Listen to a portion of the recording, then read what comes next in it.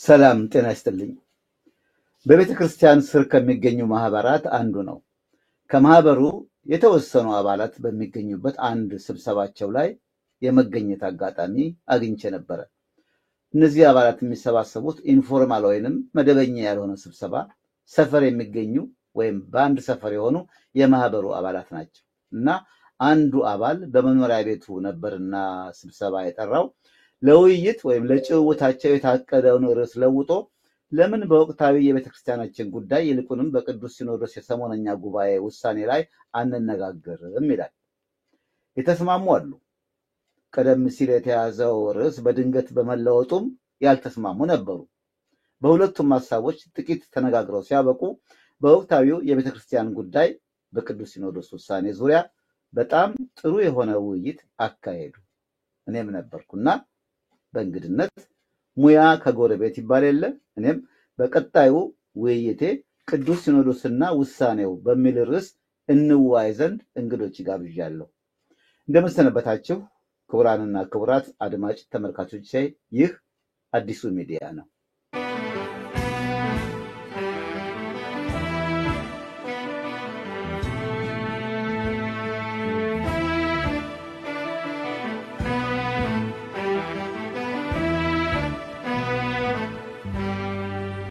እንግዶቼን ላስተዋውቅ። ወይዘሮ ቅድስት አሳልፍ ጸጋዬ ይባላሉ። አሁን ሲያትል ዋሽንግተን ነው የሚገኙት። ከአዲስ አበባ ነው የመጡት፣ ከኢትዮጵያ ማለት ነው። እና መምህር ሙሉጌታ ኃይለማርያም እና ዶክተር አለማየሁ ሙላት ደግሞ ከዚሁ ከዋሽንግተን አካባቢ ነው። ወይዘሮ ቅድስት በሙያቸው የአካውንቲንግ ተማሪ፣ በስራቸው ዘርፍ ደግሞ ከ25 ዓመት በላይ በተለያዩ የኢትዮጵያ መስሪያ ቤቶች ለምሳሌ የኢትዮጵያ ማዕድን ሀብት ልማት ኮርፖሬሽን ውስጥ ሰርተዋል። በቤተክርስቲያን ጉዳይ በርካታ ማህበራት ውስጥ በአመራር አገር አቀፍ የሽምግልና መንፈሳዊ አገልግሎትም ያበረከቱ ሲሆኑ በውይይት ባይሆንም በርካታ ጊዜ ከኔም ጋር ተገናኝተን ተወያይተናል፣ ተጨዋውተናል እና ስናወራም አንቺ እያልኩ ስለማወራቸው አሁን በዚህ ውይይት አንቺ ብል ነውር እንዳታረጉብኝ። መምህር ሙሉጌታ ኃይለማርያም የሞዓ ተዋህዶ አባል እንዲሁም ደግሞ አካባቢያችን የሚገኘው የሐመረ ብርሃን ቅዱስ ዮሐንስ ቤተክርስቲያን አገልጋይ ነበሩ ናቸው እና መምህር ሙሉጌታ አንዳንዴም ዲያቆን ሙሉጌታ ብለን እንጠራቸዋለን። የቀረ ነገር ካለ እሳቸው ያብራራሉ። ዶክተር አለማየሁ በሙያቸው ሐኪም ናቸው።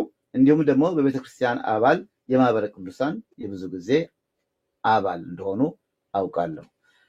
አሁን እንዲህ ሳስተዋውቃችሁ የጎደለ መነገር ያልነበረበት ጉዳይ ካለ እሱን ታጠሩልኝና ወደ ውይይቱ እንሄዳለን። ወይዘሮ ቅድስት በቂ ነው ያለው? ይብቃ። መስሪያ ቤቱ አንድ መስሪያ ቤት ነው። በአገልግሎት ዙሪያ ያገለገልኩት በቂ ነው። እሺ፣ እግዚአብሔር ይስጥልኝ። ሌሎቻችሁ ሙሉጌታ? አይ በኔ በኩል በቂ ነው። እግዚአብሔር ይስጥልኝ። እሺ፣ ዶክተር አለማየሁ? በኔ በኩል በስቷል፣ እንደውም ማነስ አለበት። ዶክተር የሚለውን ላውጣው? ዶክተር የሚለው አዎ፣ እንጀራ ማብለት ጋወጣው። አሌክስ እያልክ አውራኝ፣ ያው በዛ ይቀላል። እሺ እሺ፣ እስቲ ከቅዱስ ሲኖዶስ ውሳኔ እንነሳ። እንደው ዶክተር አለማየሁ ወደ እርስዎ ላምጣውና ይሄ ነገር አዲስ ነገር ሰው ለምን ይደነቃል? አሁን ቅዱስ ሲኖዶስ የደረሰበት ወይም ያሳለፈው ውሳኔ አዲስ አይደለም የሚሉ አሉ። ለውይይት አይበቃም ይሄ ርዕስ ወይስ በቂ አይደለም ነው የሚባለው? እሺ፣ እግዚአብሔር ይስጥልን። በመጀመሪያ ደረጃ በዚህ በተከበረው አዲሱ ሚዲያ ላይ ለመቅረብ ስለጋበዝከን እናመሰግናለን። የሚገርመው ብዙ ሰዎች ይሄ ነገር ተደጋገመ፣ ውይይት ምን ያስፈልገዋል? በቃ የቤተክርስቲያን ስርዓት ነው። በየ3 ዓመቱ አባቶች ይቀየራሉ፣ ዋና ጸሐፊውም የስራ አስኪያጁም ይቀየራሉ። ምን መወያየት ያስፈልጋል የሚል ነገሮች እንሰማለን። ይሄኛው ግን ለየት የሚያደርጋቸው ብዙ ነገሮች አሉ። ይሄኛው ምርጫ ማለት ነው። አንደኛ ቀስ በቀስ ከዛሬ 30 እና 40 ዓመት ጀምሮ ቤተክርስቲያንን የመቆጣጠር ሂደቱ በዚህ በተለይ አሁን ባለው የዘር አሰላለፍ ፖለቲካ ውስጥ ያለው ፓወር ቤተክርስቲያን የመቆጣጠር የመጨረሻው አልቲሜት የደረሰበትን ደረጃ ስለሚያሳይ የተመረጡት አባት ደግሞ በኋላም በሰፊው እናየዋለን። ኢን ፓርቲኩላር ቤተክርስቲያንን ታይቶ በማይታወቅ መልኩ ለመጀመሪያ ጊዜ በዘር ሲኖዶስ ያቋቋሙ የመጀመሪያው አባት ናቸው። እኔ በክርስትናም ዓለም እንደዚህ በዘር የሚከፍል ሰው ክርስቲያን ነው ለመባል በጣም የሚከብድ ማለት ነው። ያንን ሊድ አድርገው መርተው ከ80 እና ከ100 በላይ ሰዎች ሞተው ኦርቶዶክሶች በተለይም በሻሸመኔ ሰዎች ተገለው ይቅርታ እንኳን በወጉ ሳይጠይቁ በዓለማዊ መንግስት በአብይ አህመድ አሸማጋይነት ወደ ቤተክርስቲያን ገብተው ለዚህ ስልጣን የደረሱ ናቸው። ይሄ ለየት ያደርገዋል አሁን ያለንበትን ዘመን። አሁን የተደረገውን ምርጫ ሳይሆን አፖይንትመንት ነው። አክቹአሊ ከቀናት በፊት እሳቸው ሳዊሮስ ከዳንኤል ክብረት ጋር በአንድ ገዳም ተሰብስበው ተማክረው በአብይ አህመድ በተሰጣቸው ትዕዛዝ መሰረት የተሰራ ስራ ነው ይሄ እንጂ ምርጫ አይደለም፣ መንፈሳዊ ምርጫም አይደለም። ይሄንን ደግሞ ከዓመት በፊትም ተናግረናል እኛ በአንድ ሚዲያ ላይ ምናልባት በቱምቢ ላይ በሚያዚያ ባለፈው ዓመት ማለት ነው በኢትዮጵያ 2016 ነው አይደለ? በዚህ ሀገር 2024 ላይ ተነጋግረን እሳቸው እንደሚሾሙ መረጃው ደርሶን ስለዚህ አሁን የተደረገው ያንን መረጃ የደረሰን የዛሬ ዓመት ያወቅነውን ነገር ፋይናላይዝ ማድረግ ነው። ስለዚህ የፖለቲካ አፖይንትመንት ነው። ሰውን በምክንያት ያስገደለ ሰው ነው የቤተክርስቲያን ስራ አስኪያጅ ሆነው እያልን ያለ ነው። አሁን እዚህ ጋር ኬርፉሊ ነው እየተናገርኩ ያለሁት አባትም ለማለት ስለሚከብደኝ ማለት ነው። የሚሰሯቸው ስራዎች እንደ አባት ኮንሲደር ለማድረግ በጣም ስለሚከብድ ማለት ነው። ያው የመመኑን ስሜትም ላለመጉዳት ቤተክርስቲያንንም ወደ ከፋ ነገር ላለመናገር ለመጠንቀቅ ሞክራለሁ። ግን ለኔ ግን ይሄ የዳንኤል ክብረትና የአብይ አህመድ ሴራ የፖለቲከኞቹ በውስጥ ደግሞ እስካሁን ከኢህአዴግ ዘመን ጀምሮ ሲሾሙ የነበሩ የፖለቲካ አፖይንቲስ የሆኑ ጳጳሳት የመጨረሻ አልቲሜትሊ አዘጋጅተው ቤተክህነቱን ለመንግስት ያስረከቡበት አፖይንትመንት ነው ብዬ ስለሆነ ከዚህ በላይ የሚያነጋግር ምን አጀንዳ አለ? ቤተክርስቲያን አሳልፈን እየሰጠናት ነው የሚል ነው ያለኝ። ከሻዲስ መልካም ዶክተር አለማየሁ፣ ነገሩ ወይም ርዕሱ ለውይይት በቂ ነው። ደጋግመው እሷቸው አባት እንደው አድማጭ ተመልካቾች የቅርብ ጊዜ መረጃ ከሌላችሁ አባ ሳዊሮስ የሚባሉት የጫካ ሲኖዶስ ማቋቋም በመሪነት የሞከሩት ናቸው። አባ ሳዊሮስ ማለት እኚህ ሰውዬ ደግሞ የጠቅላይ ቤተ ክህነት ስራ አስኪያጅ ነው ተሰይመው በአቡነ አብርሃም ቦታ። አባ ዲዮስቆሮስ የሚባሉት ደግሞ አቡነ ጴጥሮስን ተክተው የቅዱስ ሲኖዶስ ዋና ጸሐፊ ሆነዋል። የሃዲያ ሀገረ ስብከት ሊቀ ጳጳስ ከመሆን በተጨማሪ አባ ሕርያቆስ የሚባሉት ደግሞ የአዲስ አበባ ሀገረ ስብከት ሊቀ ጳጳስ ሆነዋል በአቡነ ሄኖክ ቦታ። አቡነ ሄኖክ ወደ ደቡብ አፍሪካ ሄደዋል። እዚህ አሜሪካ የሚገኙትን እና የቅዱስ ሲኖዶስ አባል ዛሬም በእኔ ግምት የሆኑትን አቡነ ሉቃስን የገዳማት የበላይ የኢትዮጵያ ገዳማት የበላይ ጠባቂነታቸውን ለአባ ዕንባቆም ሰጥተዋል። ሌላ አዲስ ነገር የለውም። እንደው ይሄ ነገር ለውይይት በቂ ነው የሚባልበት ምክንያት አንደኛ እኚሁ ለምሳሌ በተለይ ጠቅላይ ስራ አስኪያጅነትን የቤተ ክህነቱን ጠቅላይ ስራ አስኪያጅነት የያዙት ሰው ሲሆን ሊወገዙ ሳይሆን ደግሞ እዚህ አይነት ማዕረግና ኃላፊነት ላይ ሊቀመጡ አይገባም፣ ቤተክርስቲያንን ያፈረሱ ወይም ለማፍረስ የሞከሩ ናቸው የሚል ነው የሰው አስተያየት። ነገሩ ሊነገርበት ውይይት ሊካሄድበት ተገቢ ነው። መምህር ሙሉጌታ እንደው እኚሁ ሰውዬ መቼም የቅዱስ ሲኖዶስ አባል ናቸው። አቡነ ሳዊሮስ ምንም አረጉ ምንም ደግሞ አንድ የቤተ ክህነት ኃላፊነት የሚሰጠው አባት ከሲኖዶስ አባላት አንዱ ሆኖ ስለሚመረጥ አባል ናቸውና መመረጣቸው ምንድነው እሱ እንደው ትልቅ ነገር ሆኖ ለውይይት የበቃው የሚሉ ሰዎች አሉ።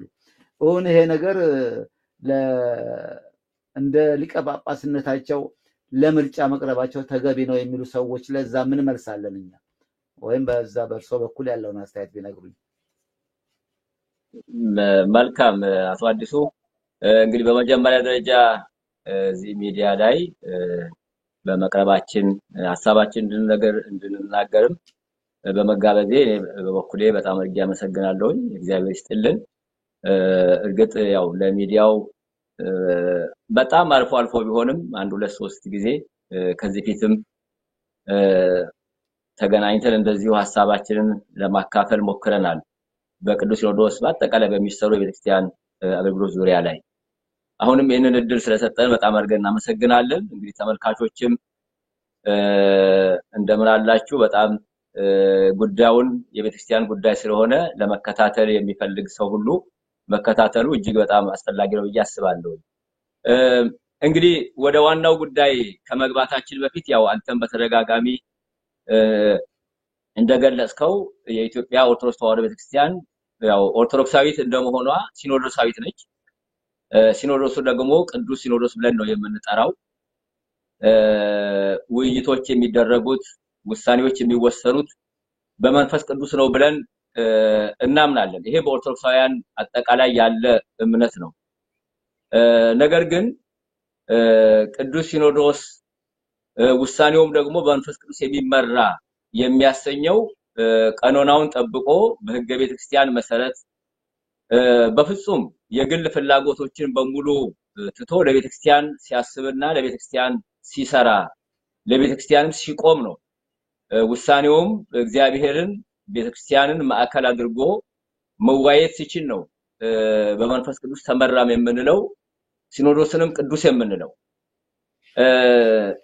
ከዛ መስመር ከወጣ ከቀኖና ቤተክርስቲያን ከወጣ ከመስመሩ ከለቀቀ የቤተክርስቲያንን ጉዳይ አድርጎ ዋነኛ ጉዳይ አድርጎ በእውነት ለሃይማኖት ብቻ ቆሞ ማይሰራ ሲሆን ግን ቅድስናውም አይኖረው የመንፈስ ቅዱስ ህብረትም አብሮት ይሆናል ብለን አናምንም። ኦርቶዶክሳውያን ስለሆነ ይሄን ነው የምናምነው። ከሌሎቹ በጣም የምንለይበት ኦርቶዶክስ ስንሆን የምንለይበት ነገር አለ። ዋናው የምናተኩረው ትምህርት ሃይማኖቱ ላይ ዶግማው ላይ ቀኖናው ላይ እንጂ አስተዳደሩ ላይ አይደለም። አስተዳደሩ ሁለተኛ ነው። ዋናው መቅደም ያለበት ሃይማኖቱ ነው። ትምህርት ሃይማኖቱ ቀኖናው ነው የሚቀድመው። እንደሌላው በአስተዳደር አንድ ብንሆን በእምነትና በቀኖናም ብንለያይ አንድ ነን ብለን አናምንም። በአስተዳደር እንኳን አንድ ብንሆን በሲመት በስልጣን እንኳን አንድ የሚያደርገን ነገር ቢኖርና በሃይማኖት ከተለየን ፓትርያርክም ይሁን ጳጳስም ይሁን መነኩሴም ይሁን ቄስም ይሁን መምህርም ይሁን ከኦርቶዶክሳዊ መስመር ከወጣ አባት ነው፣ ሲመቱም ትክክል ነው፣ እንቀበለዋለን ብለን አናምንም። ቤተክርስቲያን የሚመራት ሲኖዶስ አይደለም የሚል አንድ መምህር ሲያስተምሩ በቅርብ ጊዜ ሰማሁት አለ። ሲኖዶስ አይደለም ቤተክርስቲያን የሚመራው፣ ቤተክርስቲያንና ሲኖዶስን የምትመራው መንፈስ ቅዱስ ነው። መንፈስ ቤተክርስቲያን የሚመራት ቅዱስ ሲኖዶስ የሚመራው እንጂ ሲኖዶሱ አይደለም። በራሱ ተነስቶ ከመንፈስ ቅዱስም ተለይቶ በራሱ አስተሳሰብ ቤተክርስቲያን የሚመራው። ስለዚህ ምዕመናን ማሰብ የሚገባን ኦርቶዶክሳውያን ማሰብ የሚገባን የምንሄድበት መንገድ ከጥንት አባቶቻችን ትምህርት ሃይማኖት ዶግማ ማለት ነው ከቀኖና ቤተክርስቲያን ከሥርዓቷ ጋር አብረው ይሄዳል ወይስ አይሄድም? ተሰርታ ያለቀች ቤተክርስቲያን ነች። አዲስ የሚሰራ አዲስ የሚገነባ ነገር የለም። ከጥንት ጀምሮ መስመሯን ሳይለቅ ስለምትመጣ ነው ቤተክርስቲያን ኦርቶዶክስም ተብላ የምትጠራው። ኦርቶዶክስ ማለት ቀጥተኛ ማለት ነው። ኦርቶ ማለት ቀጥታ ነው። ዶክስ ማለት ሃይማኖቱን አስተሳሰቡን የሚመለከት ነው። ስለዚህ የግሪክ ቃልም ቢሆን ዋናው ነገር ከጥንት ጀምሮ በትምህርት ሃይማኖቱ በቀኖናው ስርዓት ይዞ ሳይጨመርበት ሳይቀነስ ሳይንሻፈፍ ሳይወላገድ የሚሄድ ማለት ከዛ ለማወላገድ የሚሞክር ፓትርያርክም ይሁን ጳጳስም ይሁን ሲኖዶስም ይሁን ማንኛውም ቢመጣ ከትክክለኛ ኦርቶዶክሳዊ መስመር ከወጣ ትክክል ነው ብለን አናምንም። ይሄንን ግንዛቤ መያዝ ይኖርብናል። ምክንያቱም የምንመራው በመንፈስ ቅዱስ ነው፣ በእግዚአብሔር ነው። በጥንት አባቶቻችን ስርዓትና ቀኖና ነው የምንመራው እንጂ አሁን የሚሰራ አዲስ የሚገነባ ግንብ የለንም። አሁን ግን እየተገነባ ያለ አዲስ ግንቦች አሉ። ለምሳሌ ብናነሳ ቤተክርስቲያን ራሷን ከቻለች ረጅም ዘመን አድርገን ማሰብ የለብንም። ራሷን ከቻለች ማለት በራሷ ሲኖዶስ መመራት የጀመረችው መቼ ነው? 100 ዓመት አልሞላንም። ይሄን እንድታውቁ ምዕመናንም ማወቅ ያለባቸው ይሄንን ከ951 ዓመተ ምህረት ጀምሮ ነው በራሷ ሲኖዶስ በራሷ ፓትርያርክ ከግብጽ ቤተክርስቲያን ከእስክንድርያ ቤተክርስቲያን ተለይታ በራሷ መመራት የጀመረችው። ከዚያን ጊዜ ጀምሮ የተጓዝንበት ዘመን ረጅም አይደለም። ስለዚህ በዚህ ዘመን ውስጥ የተጓዝንበትን ነገሮች በሙሉ መመርመር ማየት ይገባናል። እኛ የ2000 ዘመን ታሪክ ቢኖረንም ያ መሰረታችን ኦርቶዶክሳዊ መሰረት እንጂ የሲኖዶስ የራሳችን ችለን የተጓዝንበት ዘመን አጭር ነው። በእነዚህ ዘመናት የሚገለጽ ነው። ከ951 ዓመተ ምህረት ጀምሮ የሚገለጽ ነው። 60-70 ዓመት ነው እንግዲህ አሁን ይሆን ማለት ነው። በዚህ ዘመን ላይ የወጣንባቸው የወረድንባቸው ብዙ ዘመኖች አሉ። ስለዚህ የመጀመሪያዎቹ ዘመናት ስንመለከት አባቶች ለቡራኬ ስልጣነ ክህነት ለመስጠት አንድ ጳጳስ ብቻ ከግብጽ መጣ የነበረውን ተክተው ብዙ ጳጳሳት ተሾመው 5-6 ጳጳሳት ከዛም 10-15 እየሆኑ ሲኖዶስንም አቋቁመው ስልጣነ ክህነትን ለመምራት ለመባረክ ከገዳማት እየተመረጡ ወደ ምንኩስናው ያሉትን አባቶች ማለት ነው ወደ ጵጵስና እየመጡ ይሾማል። በተለይ ደግሞ ከ1966 ጀምሮ የዓለም ፖለቲካ በተለያየ ርዕዮተ ዓለም በሚጓዝበት ዘመን ለፖለቲካው ለዓለማዊ አስተዳደሩ ለምጣኔ ሀብት አመራሩ የሚመጥኑ ሊቃውንት ዘመናዊ ትምህርትን ያላቸው እየተመረጡ ቤተክርስቲያኒቷም እየተስማማች ጠቅላይ ስራ አስኪያጅ እየተደረገ ሾሙ ነበር። ያ በሙሉ ግን የቀረው የዛሬ 20-25 ዓመታት በአባ ጳውሎስ ዘመን ሙሉ በሙሉ ተለውጦ መነኮሳት እንዲመሩት ጳጳሳት እንዲመሩት ተደረገ ጠቅላይ ስራ አስኪያጅነት። በዚህ ውስብስብ በሆነ የፖለቲካ ዘመን ላይ በዚህ ውስብስብ የሆነ የምጣኔ ሀብት አስተዳደር ላይ የሰው ኃይል አስተዳደር ላይ በፍጹም ዕውቀቱ የሌላቸው ከገዳማት የመጡ መነኮሳት ጳጳስ ስለሆኑ ብቻ ስራ አስኪያጅ እንዲሆኑ ተመደቡ። ስለዚህ ስርዓቱ የተበላሸው ዛሬ አባ ሳዊሮስ ስራ አስኪያጅ ስለሆኑ ብቻ አይደለም። መጀመሪያውኑ መስመሩን አስተውታል። ሙሉ የቤተክርስቲያኒቷን አስተዳደር የሰው ኃይል አስተዳደሯን የምጣኔ ሀብት አስተዳደሯን ሁሉንም በዚህ ውስብስብ በሆነ የፖለቲካ ውጥንቅጥ ውስጥ ያውም አገራችን ባለችበት ሁኔታ ላይ ዕውቀቱ ግንዛቤው ሳይኖራቸው መነኮሳቱ ብቻ ከሲኖዶስ እየተነሱ ጳጳሳቱ ስራ አስኪያጅ እንዲሆኑ ተደረገ። ይሄ ረጅም ዘመን አይደለም። በነገራችን ላይ በአባ ጳውሎስ ዘመን ያውም የመጀመሪያዎቹ 2-3 ዓመታት ወይን ተርሞችን በጠቅላይ ስራ አስኪያጅነት ሊቃውንቱ ሲያስተዳድሩ ከቆዩ በኋላ ሙሉ በሙሉ ያ ከሊቃውንቱ ተነጥቆ በጳጳሳት እንዲመራ በመነኮሳት ማለት ነው። በገዳም ላይ ምናልባትም አብዛኞቹም እንደው በቅርብ ሲሆኑ ገዳምም ይኖሩ አይደል። ከከተማ ተነስተው ለመሾም የሚፈልጉ ሌላ ስራና ሌላ ሞያ የማይዋጣቸው ሆኖ ለመኖር ብለው በሚመነኩሱ መነኮሳት አሁን ቤተክርስቲያኒቷ በመመራ ላይ ለፖለቲካው ለምጣኔ ሀብት አስተዳደሩ ለሰው ኃይል አስተዳደሩ ለሁሉም እንግዳ ይሆኑ ስትራቴጂን እቅድን ማውጣትን የማይችሉ ምን እንደሆነ የማይገባቸው ሰዎች ቤተክርስቲያኒቷን እየመሩ ነው ያሉት። ስለዚህ ውድቀታቸው የቤተክርስቲያኒቷ ያስተዳደር ውድቀቶች በሙሉ ከዛ ሊመጡ ናቸው። ለኔ የትኛቸውን ቢሾሙ የትኛቸውን ቢቀመጡ ይህችን ታላቅ ቤተክርስቲያን በዚህ ውስብስብ በሆነ የአጠቃላይ አስተሳሰብ ውስጥ መምራት ይችላሉ የሚል እምነት የለኝም።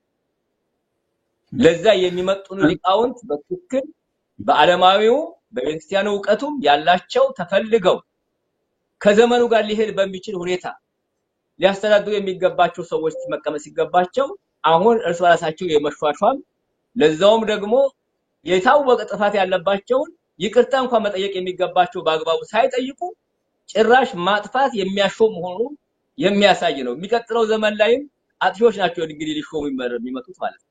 ይሄ ትምህርት የሚያሳየው ያንን ነው።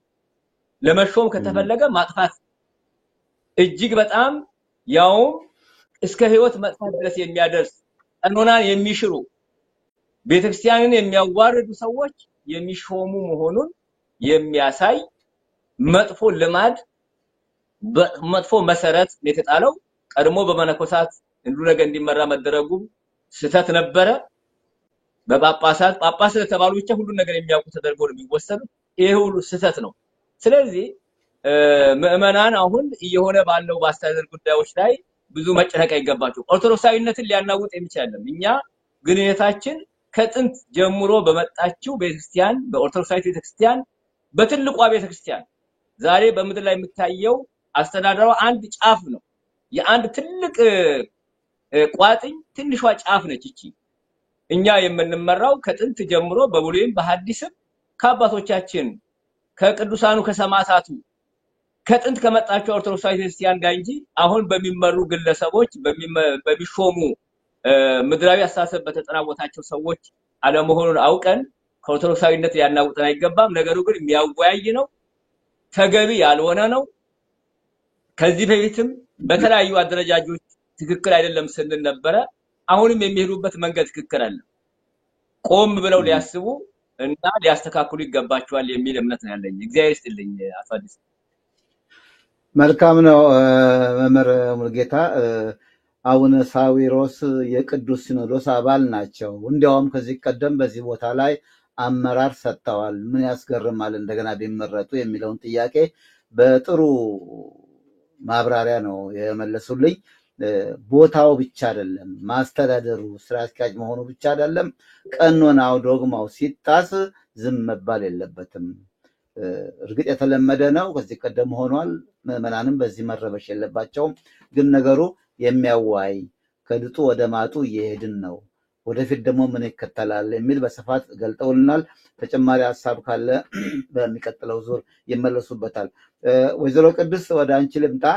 ከዚህ ቀደም ደውለሽልኝ እንደው ያሳሰበኝ እንቅልፍ የነሳኝ ጉዳይ አለ ስትይኝ ምንድነው ስልሽ የቤተክርስቲያንም የአገር ጉዳይም ብለሽኛል እና እንደ ምዕመን እንደ አንዲት ምዕመን ደግሞ የሚሰማኝ እንድናገር እድል ፈልጋለሁ ስትይኝ በዚህ አጋጣሚ ዛሬ ቅዱስ ሲኖዶስና ውሳኔው የሚለውን ርዕስ ይዤ እንግዶች ሳዋይ ከምዕመን ደግሞ አንዲት እህትን ጨምር በሚል ነውና ምንድነው ያሳሰበሽ? ምን ልትነግሪን ትችያለሽ?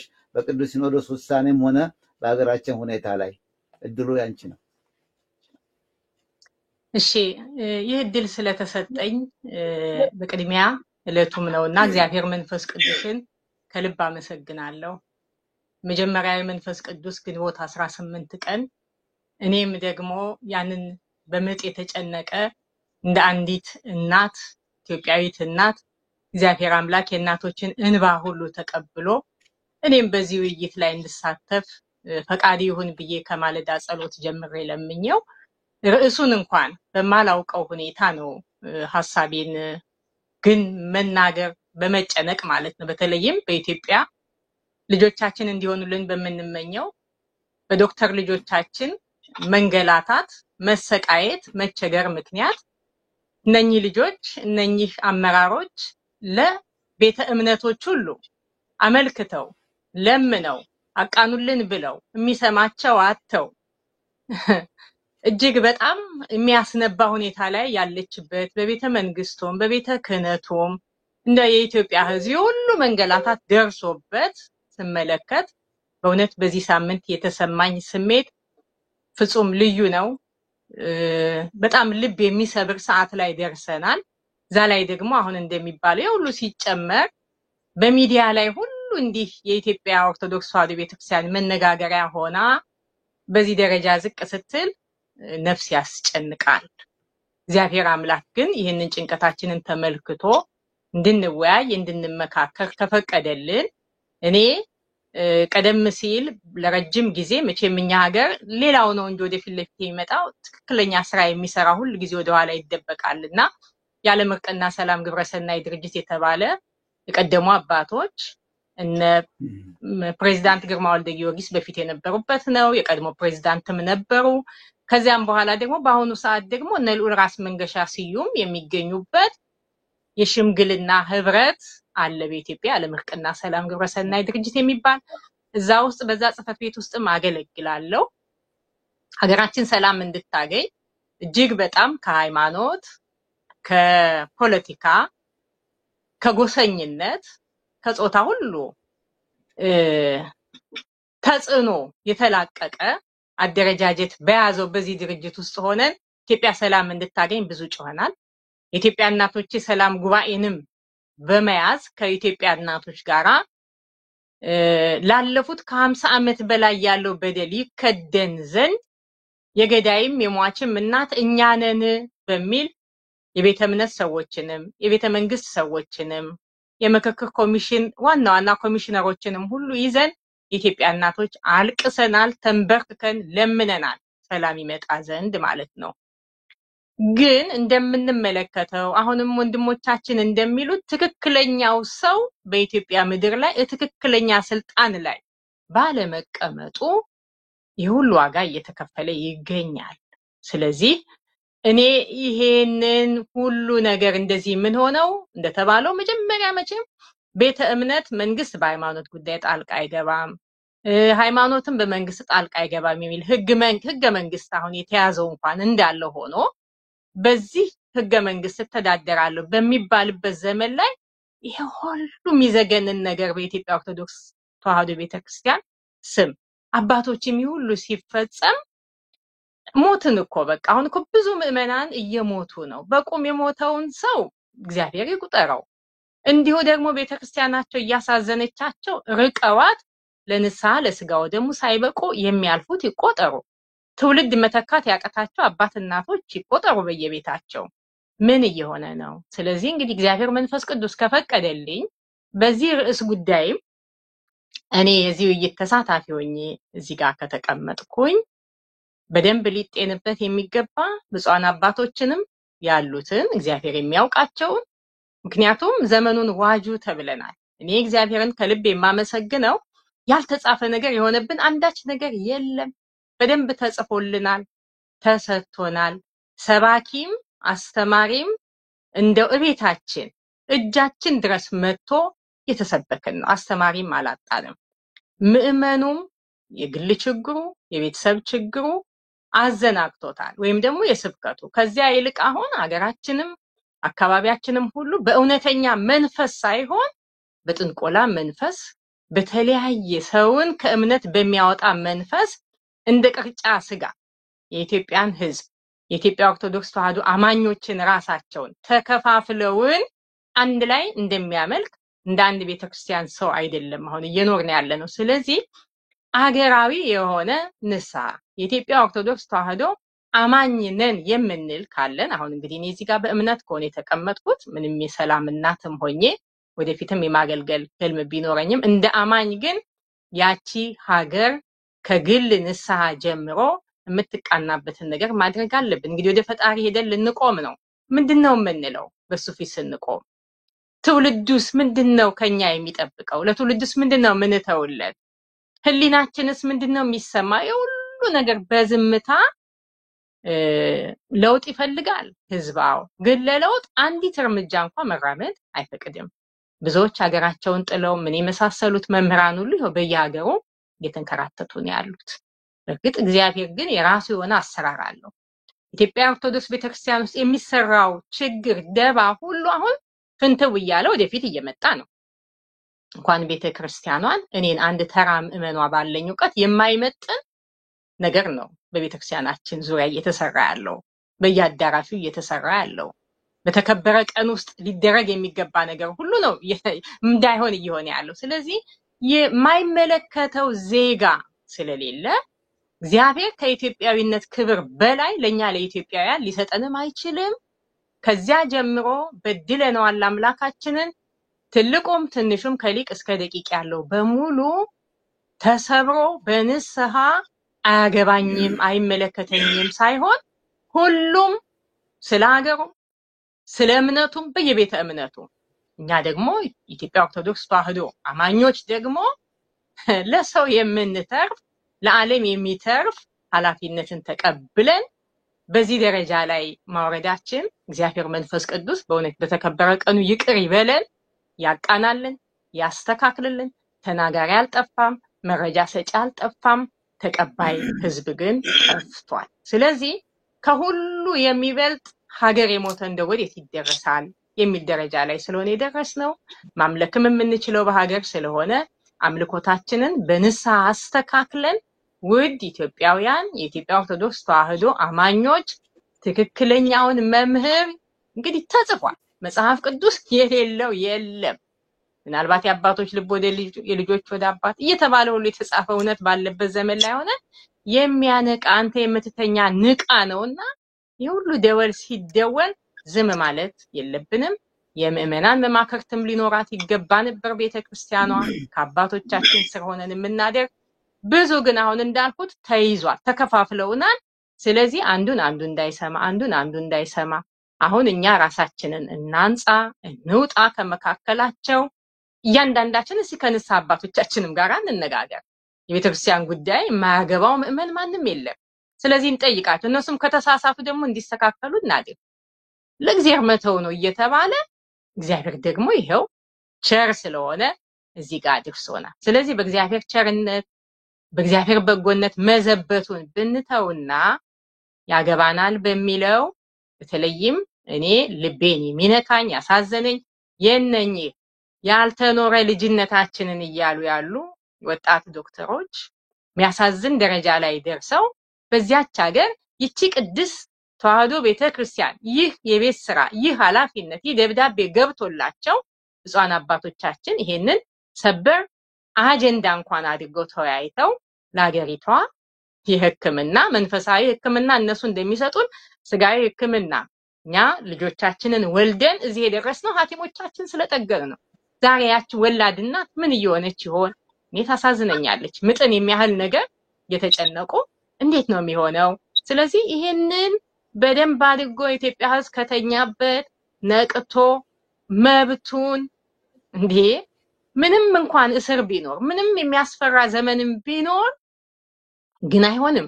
በቃ ሙት ይዞ ይሞታል። ተያይዘን እኮ እየሞትን ያለ ነው። ስለዚህ ለእውነት ሲባል ቀርቦ ተጋፍጦ የለም ልጄ እንዲማረግ አትችልም ብሎ እናቶች እንደ እናቶችንም አደራ ላለሁኝ እኔም ብሄድ በዚህ በሰላም ጉዳይ ዙሪያ ባሉት እናቶችም ጋር ተመልሰን ልናደርገው የሚገባን ኃላፊነት እንደሆነ አስባለሁ። እነኚህ ሁሉ አባቶች ከእናት የተወለዱ ናቸው። ከእውነት በላይ እችን የመሰለች ቤተክርስቲያን ከመረከብ በላይ እንዴት ነው? ልክ ነው። ሰው ለዓላማው እኮ ዘሎ ይገባል። ምክንያቱም ተገቢውን ተቋም አሁን እኮ ተቋማት ላይ ነው ስራዎች እየተሰሩ ያለው። ተቋማትን መያዝ ብሎ ሌሎች ሲቪክ ተቋማት ሁሉ ምናልባት አልቀው ተይዘው አልቆ ሊሆን ይችላል። ደግሞ ዋናውን ደግሞ የኢትዮጵያ ኦርቶዶክስ ተዋሕዶ ቤተክርስቲያን ሲኖዶስ ደግሞ ይህን የሚያክል ነገር ደረሰበት ብሎ እንደ አንድ ምእመን መስማት ደም እንባ ያስለቅሳል። እግዚአብሔር መንፈስ ቅዱስ መፍትሄውን ያድለን። ብዙ ጥልቅ ለመነጋገር አቅሙም ችሎታውም የለኝም። አዳምጣለሁ። እግዚአብሔር ይስጥልኝ። በጣም አመሰግናለሁ ወይዘሮ ቅድስት። እንግዲህ ወደ ኢትዮጵያ ተመልሰሽ በሽምግልናውና በሌላ ማህበራት ውስጥ በምታደርጊው ተሳትፎ ደግሞ አዲስ ነገር ካለ እንወያያለን። መቼም ምዕመናንን እንደዚህ በምንጋብዝበት ወይም በምናወያይበት ጊዜ ብዙ ጊዜ የሚሰማው እኛ አባቶችን መናገር ሽቅብ መናገር እንደዚህ እንደ በእውነቱ ይሄ ነው ያስቸገረው። ጥፋት ሲገኝ ቀረብ ብሎ መናገር የለም። ይሄ ሁሉ ደግሞ ብንናገር አባቶችን መድፈር ይሆናል የሚል ነገር አለ። በጣም አሰልችና ቤተክርስቲያንን ወደኋላ የወሰደ አባቶችንም ከመስመር የሚያስወጣ ወደ ጥፋት ጎዳና ሲሄዱ ህዝቡ ምንም አላለም ችግር የለም እያሉ በዛው በጥፋት ጎዳና መቀጠላቸው በጣም አሳዛኝ ነው። ይሄ ነው መስተካከል ያለበት። ከምዕመናን እንደዚህ አይነት ሐሳብ ሲመጣ የነፍስ አባቶቻችንን እስቲ ቀረብ ብለን እናናገር። ምን እየሰራችሁ ነው? ልክ አይደላችሁም እኮ እንዴት ነው ይሄ ነገር የሚል ምዕመን በስፋት ቢገኝ ትልቅ መፍትሄ ይገኛል። እንደውም አሁን ይሄን ውይይት የቤተክርስቲያን ሰዎችን ከማወያየት ይልቅ ምዕመናንን ሰብስቦ የእናንተ ድርሻ የኛ ድርሻ ምንድን ነው? ቤተክርስቲያን እዚህ ደረጃ ስትደርስ ምን እንደው የምትጠብቁት መባል አለበትና ምን መደረግ አለበት ነው የሚለው። መለሳለሁ ወደ ኋላ። እንደው አንድ ግጥም አለ አገኘኋት እንደተመኘኋት የሚል የሙዚቀኛ ዜማ ወይም ግጥም። አባ ሳዊሮስ የዛሬ ዓመት ቅድም ጠቀስ ተደርጓል ከዚህ ግቢ እንዳስወጣችን ሁሉ እኛም ደግሞ እናንተን ለቃቅመን እናባራችኋለን ያሉት ነገር ደርሶ አሁን እንደተመኙት ቦታው ላይ ሆነዋል። እንግዲህ ስንቱ እንደሚያባርሩ አናቅም። ይሄ ነገር በእውነቱ እንኳን የመንግስት እንኳን የአብይ እንኳን የዳንኤል ድጋፍ ተጨምሮበት እነሱ ፎክረው ሲያበቁ አሁን እንደምታዩቸው የዛሬ ጫካ ውስጥ ጥር 15 ቀን ባለፈው ጊዜ ያደረጉት እሳቸውን መሃል ቁጭ አድርገው ይኸውና እንደ ፓትሪያርክም ያርጓቸዋል። ይሄን ነበር የተመኙት። በአጋጣሚ አልሰራም። ግራና ቀኝ ያሉት በተለይ በሳቸው ቀኝ ያሉት ደግሞ ከዚህ ሀገር በምግባረ ብልሹነት ተባረው የሄዱ አባት ናቸው። ግን ብፁዕ እየተባሉ የሲኖዶስ አባል ሆነው ቁጭ ብለዋል። እና እንደው ይሄ ነገር መምህር ሙሉጌታ አንዳንድ ሰዎች በአባ አብርሃምና በአባ ሳዊሮስ መካከል እኮ ልዩነቱ አይታየንም የሚሉም አሉ። እዛ ደረጃ መድረስ ይኖርብናል። እኚሁስ አባ ሳዊሮስ የተመኙትን ያህል አግኝተዋልና ምናልባት ወደፊት አስከፊ ነገር ይፈጽማሉ። በዛ ላይ እስቲ አንድ ሁለት ቃል ተናገር። ከዛም ወደ ዶክተር አለማየሁ መለሳለሁ። በተለይ የሐኪሞች ጉዳይም ተነስቷል። በሙያቸው አንፃር ደግሞ አንዳንድ ነገር ይነግሩናል። እሺ መምህር ሙሉጌታ። እግዚአብሔር ይስጥልን አቶ አዲሱ። ያው ምዕመናን ወይም ቤተክርስቲያኒቷን የሚታዘቡ አካላት ቅድም እንዳነሳ ነው በአባ አብርሃምና በአባ ሳዊሮስ መካከል ገሌም ተሾመ ገሌ ምንም ልዩነት የለም የሚለው አስተሳሰብ ወይም ሐሳብ ማየት የሚገባን ሰፋ አድርገን ይሄን የሚሉ ሰዎች ምን ለማለት ፈልገው ነው ምንድነው እየገለጹ ያሉት ብለን ካን ቅድም መግቢያ ላይ እንዳነሳሁት ጳጳሳት ማረጋቸው ትልቅ ነው። የሐዋርያት ወኪሎች ናቸው። 12ቱ ሐዋርያት ጌታ እንኳን ሲመርጥ 12ቱን ሐዋርያት ለይቶ 72ቱን አርድእት ለይቶ 36 ቅዱሳት አንስትን ለይቶ ከዚያም በኋላ ደግሞ እነ እስጢፋኖስ ደግሞ ሲመጡ እነ እስጢፋኖስ እነ ፊልጶስ የተሾሙበት የድቁና ማዕረግና አገልግሎት ተለይቶ የተቀመጠ ነው። እነ ቅዱስ እስጢፋኖስ የተሾሙበት ለምን ነበር? ቅዱስ እስጢፋኖስ ዲያቆን 7ቱ ዲያቆናት የተሾሙት እነ ቅዱስ ጴጥሮስ እኛ ቃለ እግዚአብሔርን ማገልገል ሲገባን ማዕድ ልናገለግል ነው ወይ? ስለዚህ ማዕድ ማለት ምግብ ማለት የሚበላ የሚጠጣ የሰው ቅጥር ማስተናበት እንደማለት ነው። ያንን ልንሰራ አይገባንም። ያንን የሚሰሩትን 7 ጥሩ ጥበብ ያላቸው ዕውቀት ያላቸው ዲያቆናትን ምረጥ ብለው ዲያቆናትን ሾሙ። እነሱ ምን ሊሰሩ? እነሱ ሊባርኩ፣ ወንጌልን ሊሰብኩ፣ ሊያጠምቁ ማለት ነው። ቤተክርስቲያን ስትመራ የነበረው በዚህ መንገድ፣ ቤተክርስቲያን ስትጓዝ የነበረው በዚህ መንገድ። አሁን ያለው የኛ እንግዲህ ያለፉት 50-60 ዓመታት አባቶች ግን ከግብጽ ቤተክርስቲያን ከተረከብን በኋላ ቦታው ላይ የተቀመጡት ግን ማዕድ ማገልገል ላይ ነው አገልግሎት መስጠት ይታያል። አሁን ስራ መቅጠር ማሰናበት ላይ ስራ መስራት ታይቷቸዋል። ስለዚህ አባ አብርሃም ተሾሙ፣ አባ ሳዊሮስ ወይም አባ ጴጥሮስ ወይም ሌላም ተሾመ መጀመሪያ ደረጃ ማዕድ ለማገልገል ንብረት ለማስተዳደር የሰው ኃይል ለመቅጠር ለማሰናበት በፖለቲካ ጉዳይ ላይም ደግሞ እንደዚሁ እንደያገባቡ የመንግስትንም ጉዳዮችን ለመመለስም ፖለቲካውን ዲፕሎማሲውንም ለመረዳት ለማወቅም እዚህ ላይ መሰማራት አይደለም ያለባቸው። እነሱ መሰማራት የነበረባቸው አጠቃላይ ቡራኬ ላይ የሲኖዶስን ልዕልና ጠብቀው ከላይ ሆኖ መብራት ሲገባቸው እነሱ አሁን የማይሆን ቦታ ላይ ገብተዋል። ስለዚህ አባ ጳውሎስም አባ አብርሃምም ተሾሙ አባ ሳዊሮስ ለውጥ የለውም ሁሉም ቢሆን ያለ ቦታቸው ነው ተገቢ አይነበረም ብለው የሚናገሩ ምዕመናን መኖራቸው ትክክል ነው የሚል እምነት አለ። እንግዲህ ባለፉት ችግር እንኳን በተፈጠረ ጊዜ የዛኔ የጫካ የሰለሮስ ወተሾበት እንቅስቃሴ በተጀመረ ጊዜ ምዕመናኑን በማስተባበር ጥቁር እንዲለብስ በማድረግ ቤተክርስቲያን ተደፍራለች ሲኖዶሱ በዘር ሊከፈል ተሞክሯል ተብሎ ህዝቡ በሙሉ ሲቀሰቅሱና ሲመሩ ነበር። የዛኔ እንግዲህ የጀግና ጫወታ ስለተጫወቱ ሰው ሁሉ በጣም አድንቆ ነበር። ወዲያው ግን ምንድነው የሆነው? ፖለቲካው አካሄዱ ሴራው ስለማይገባቸው በቀላሉ ግን መሸወት ይችላል።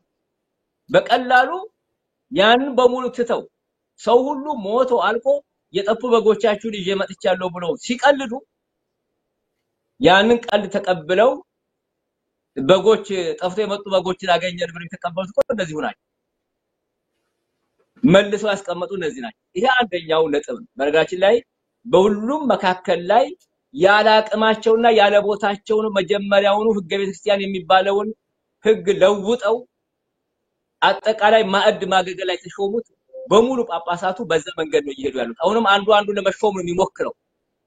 ሎቢ የሚያደርገው በዛ ነው። በዛ ላይ ደግሞ የመንግስት ድጋፍ ይፈልጋል ማለት ነው። ስለዚህ አሁን የመንግስት ሰማያት ጉዳይ አይደለም። እገሌ ይሾማል እገሌ የበለጠ ያገለግላል በሚል ድጋፍ ፍለጋ ነው ሁሉም የሚሄድ ያ ተገቢ አይደለም። ስለዚህ መስመራቸውን ስተዋል። ዋና አቅጣጫውን ስተዋል። ሁሉም መመለስ አለባቸው። ከዛ መንገድ ወጥተው ወደ ትክክለኛ ልዕልናቸው መጣት አለባቸው። ይሄ አንደኛው። ሁለተኛው ነጥብ ግን አቶ አዲሱ ከብሉይም በሐዲስም በቤተክርስቲያን ትምህርት ላይ ያለው እውነተኛ ነገር ምንድነው? ነውርን ከመካከላችሁ አውጡ ነው የሚለው። ነውርን ከመካከላችሁ አስወግዱ። ነውር ባለበት እግዚአብሔር የለም።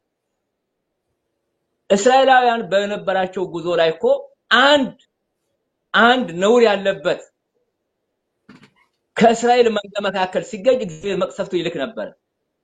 በመካከላችሁ እርጉም የሆነውን ያዛለ አውጡ ተብለው በአንድ ሰው ምክንያት ማዕት መቅሰፍት ይመጣ ነበር በእስራኤላውያን ጉዞ ላይ። ይሄ እኮ ለሐዲስ ኪዳን አሁን ላለንበት ዘመን እኮ ትምህርት ነው።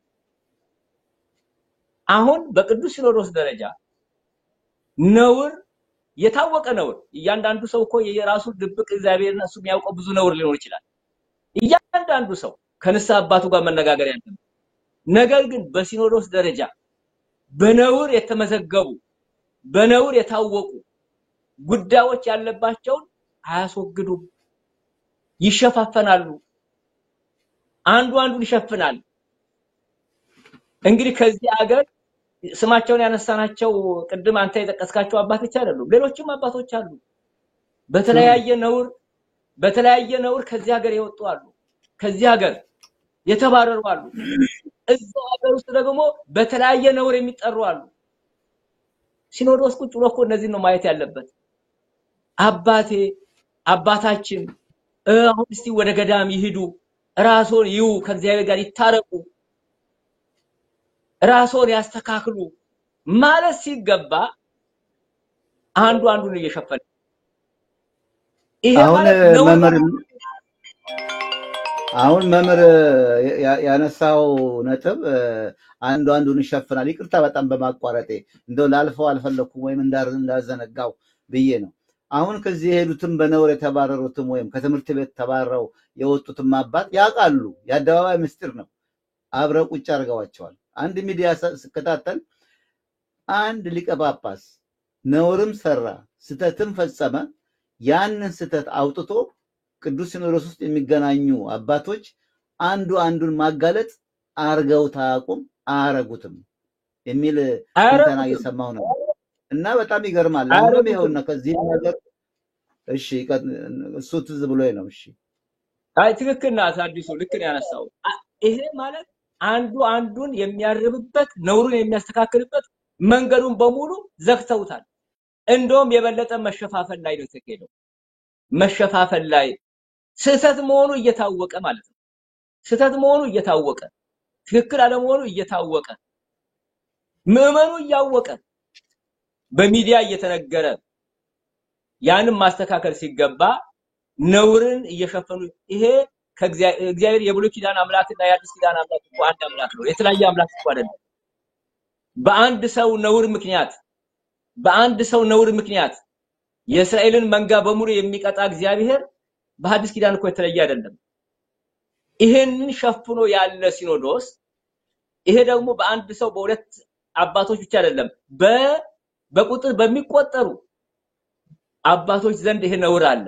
ይሄ ነውር እያለ ቤተክርስቲያኒቷን እንመራለን ሲሉ አገሪቷ ላይ መቅሰፍት እንደውም እያመጡ ያሉት እኔ ይቅርታ አድርግልኝና በዚህ ዘመን ላይ በአገራችን ላይ እየመጣ ላለ መቅሰፍት ከላይ ከቁንጮ ከሌላ ጋር አልሄድም። ምንም በማያውቀው ስለ ክርስትናም ስለ እግዚአብሔርም በማያውቀው በሌላው አካል ላይ አልፈርድበትም። እኛው ቤት ላይ ነው ነውሩ ያለው። እኛው አናት ላይ ነው ነውሩ ያለው። ስለዚህ እየተቀጣን ያለነው እግዚአብሔር ተቆጥቶናል፣ አዝኖብናል። ከዛ የመመለስ ፍላጎት የለንም። በሲኖዶስ ደረጃ ከዛ በወረደ በክህነቱ በምንኩስናው ውስጥ ነውር አለ። ከዚህ ነውር ጋራ አብረን እየኖርን እንዴት አድርገን ነው እግዚአብሔር እንዲታረቀን የምንለምነው? ማህሌት ብንቆም ሳታት ብናድር የፈለገ ያህል ብንጮህ ብንንከባለል ነውር ውስጥ ነው ያለነው።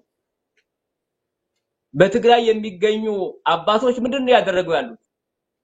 ወያኔ ከተጓዘበት የበለጠ ተጉዘው መልስ ቤተክርስቲያኒቷን እየገነጣጠሉ እኮ ነው ያሉት። መልሰው ደግሞ የትግራይ ህዝብ ደግሞ እንደገና አዴ ማርያም እያለ ደግሞ ያለቅሳል ይንከባለላል። እንዴት ሊሰማን ይችላል እግዚአብሔር? እንዴት ፊቱን ሊመልስልን ይችላል እግዚአብሔር? በዚህ ነው ውስጥ ታጥፈን ማለት ነው። ስለዚህ እየሆነ ያለው ይሄ ነው።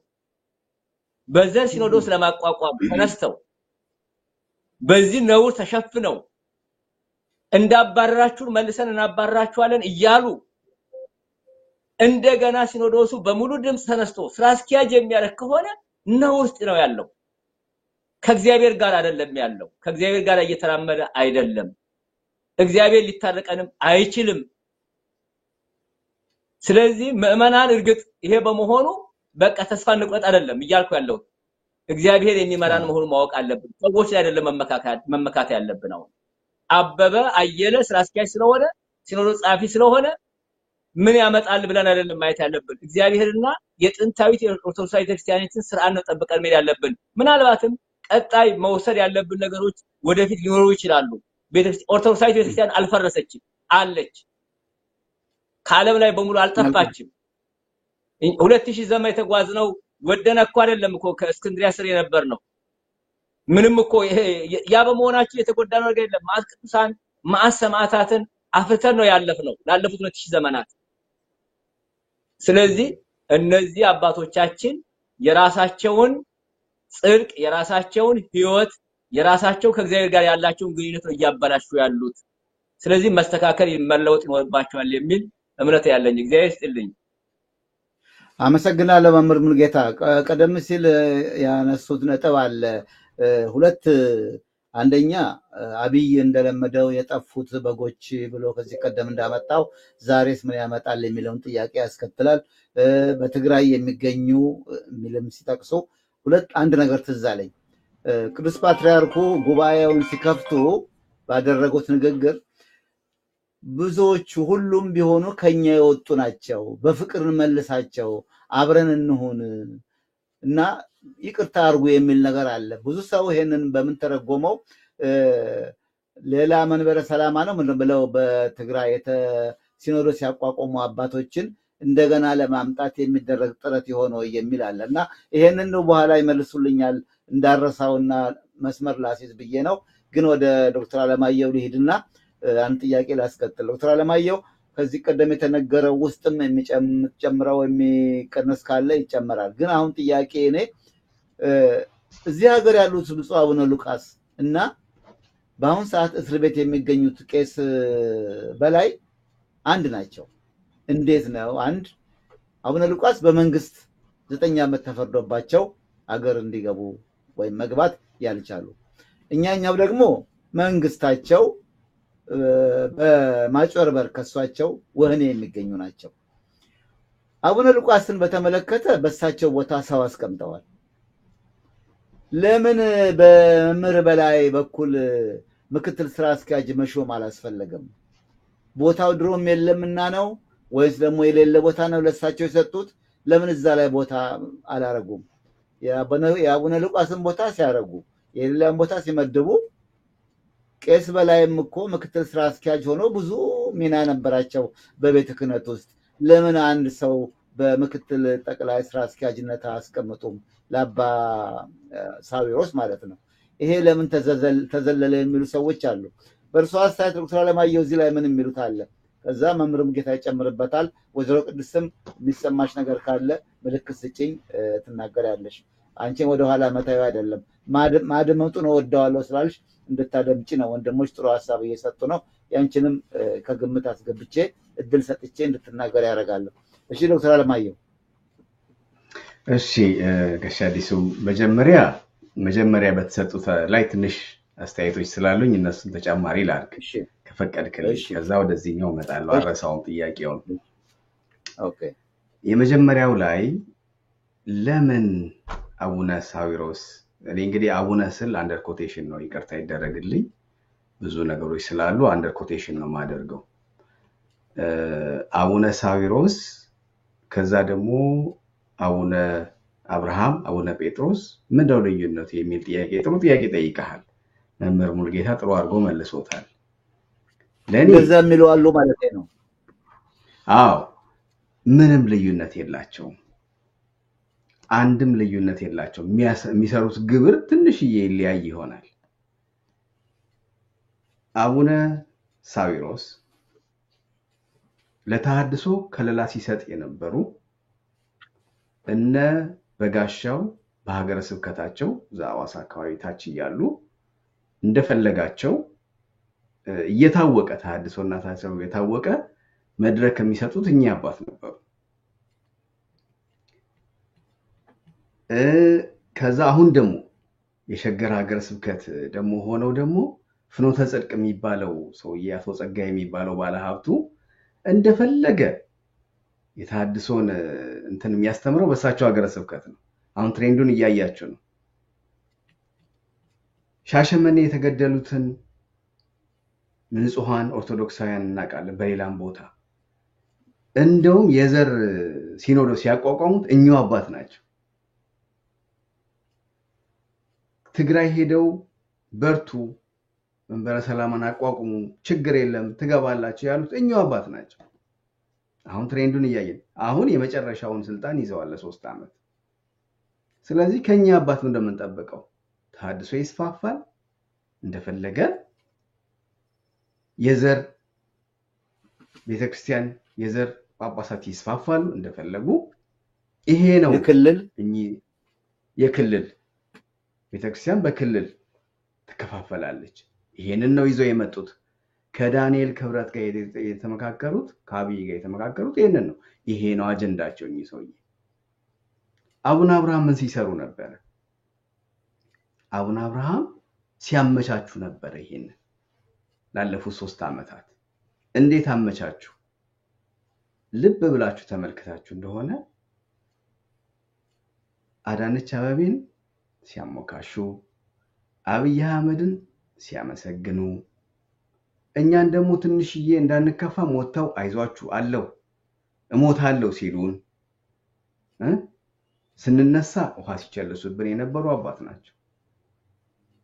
ወደ ኋላ ከሄድንም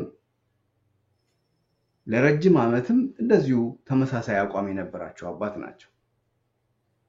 ስለዚህ ያንን መሬቱን አመቻችተው እንዴ ቤተክርስቲያን እንዳለ ህንጻዎቿ በሙሉ ፈርሰው ማለት ነው ምዕመኑ ሞቱ። ዝቋላ ላይ አባቶች ተገለው የደብረ ኤልያስ ትላንትና በነገራችን ላይ ሻማ ማብራት ነበር ዲሲ ዋይት ሃውስ። የደብረ ኤልያስ የተገደሉት እነዛ የቆሎ ተማሪዎች አንድም ሳያሳዝናቸው ምንም ነገር ሳይሉ እኮ 3 ዓመት የወረዱ አባት ናቸው። እንደው ነጥቦን እንዳይረሱ ዶክተር አለማየሁ ነጥቡን አረሳ እንዳይረሱ ቆይ ትላንትና የሰልፉ ላይ እኔም ነበርኩ። በእውነቱ ከዚህ ቀደም ይሄን ሰልፍ ካዘጋጁት ኮሚቴዎች ጋር ሳወራ ደብዳቤ ለየአብያተ ክርስቲያኑ ጽፈን አንድም መልስ አላገኘን ሲሉ ነገሩ ልክ አይደለም፣ መልስ አለማግኘታችሁ አሁን ሰልፉ ላይ የመጡ ይሆናል፣ ካልመጡ ግን ፕሮግራም ላይ እናነሳዋለን። በጣም ያሳፍራል። ስለ ቤተ ክርስቲያን ሲነገር ስብሰባውን የሻማ መብራት ስነ ስርዓቱን በጸሎት የሚከፍት ካህን እንደው ሌላ ቀርቶ አሁን በመቀደስ ላይ ያለ ዲያቆን እንኳን ባለመገኘቱ እንደው እንኳን ደህና መጣችሁ ብለው ጀመሩት። በጣም ያሳፍራል በእውነቱ። አንድም የቤተ ክርስቲያን አባት አልተገኘም። ይሄን ሰልፍ ይሄን ሻማ መብራት ማካሄድ የነበረባቸው ግን አባቶች ነበሩ። በዛ ገዳም የተጨፈጨፉት ከ570 በላይ የተጨፈጨፉት ሰዎች እነሱ ይቀርቧቸው ነበረ።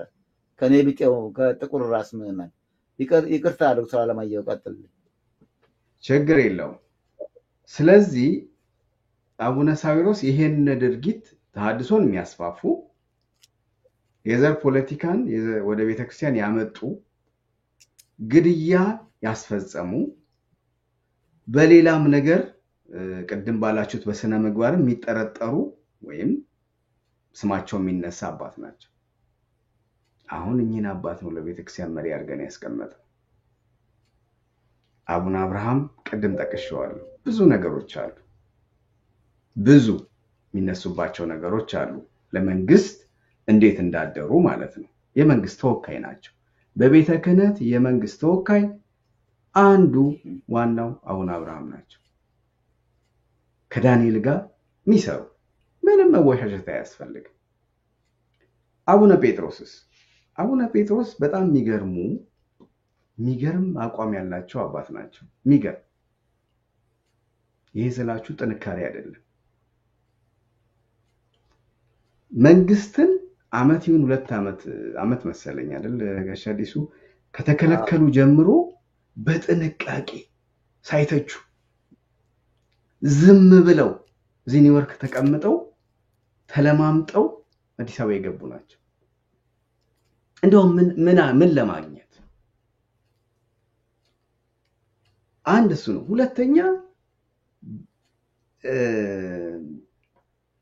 አንድ የሆነ እዚህ ጋር ማንሳት እንዳለብኝ አላቅም፣ ግን የሚሳተፉበት መርሃ ግብር ነበር። የቤተክርስቲያን ሁለንተናዊ ችግር የሚያይ መጀመሪያ እሳቸው ያኔ እንደተባረሩ አገራዊ አትገቡም እንደተባሉ የጀመሩት ጉባኤ ነበር። ከዛ በኋላ ከመንግስት ጋር ድርድር ሲጀምሩ አቆሙት መምጣት። አይመጡ እና እንዲህ አይነት መንግስትን ፈርቶ ከፊት ለህዝቡ ግን ጀግና የሚመስሉ ግን ደግሞ መንግስትን ፈርተው የኖሩ አባት ናቸው። አሁን እንኳን መጨረሻ ላይ እሳቸው በሌሉበት ውጪ የዳንኤል ስራ ነው ይሄ እናውቀዋለን፣ ደርሶናል። ውጪ ያሉ ዋና ጸሐፊ እንዳይመደብ እንደምንም ብሎ መንግስት ምህረት አረገ በወደ ሰፊነት ተብለው ንጉቡ ሲባሉ ፈጥነው አዲስ አበባ የገቡ ሰው ናቸው። አመቻችተው ለአብይ አህመድ እና ለዳንኤል ክብረት ምንም ምክንያት እንዳይኖር በምርጫው ላይ ያመቻቹት አቡነ አብርሃም እና አቡነ ጴጥሮስ ናቸው። ስለዚህ ልዩነት የላቸው። እነዚህ ሰዎች ልዩነት የላቸው። አንደኛው ቦልድ ሊኔ የመጣው አቡነ ሳዊሮስ፣ እነዚህ ደግሞ በውስጥ የመንግስትን ስራ የሚያስፈጽሙ አባቶች ናቸው። አቡነ አብርሃም እኔ አዳነች አበቤን ሲያመሰግኑ ነው ማስታወሳቸው። አብይ አህመድ ሐኪሞች ብላችሁኛል ቅድም፣ የሙያ አጋሮቼ ጀግኖች። ሰው ድሃ ሲሆን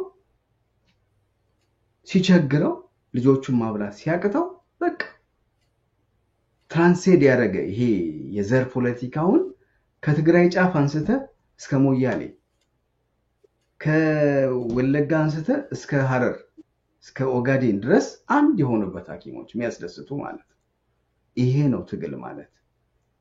ለንጽጽር ያክል አንድ ሐኪም $73 ነው ደሞዙ ኢትዮጵያ ውስጥ ኦን አቨሬጅ $73 እዚህ በተለይ ውጭ ያላችሁ መቼም ታውቁታላችሁ $73 ምን እንደሆነ። እሺ እንደው በኢትዮጵያ አቅም ነው እንበለው።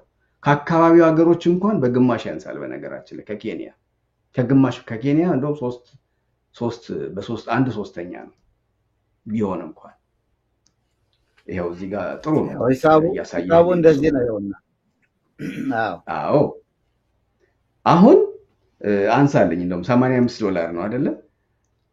እኔ እንደውም 85 አንድ ሊቀ ጳጳስ 50,000 የኢትዮጵያ ብር ነው የሚያገኘው። V8 መኪና አላቸው፣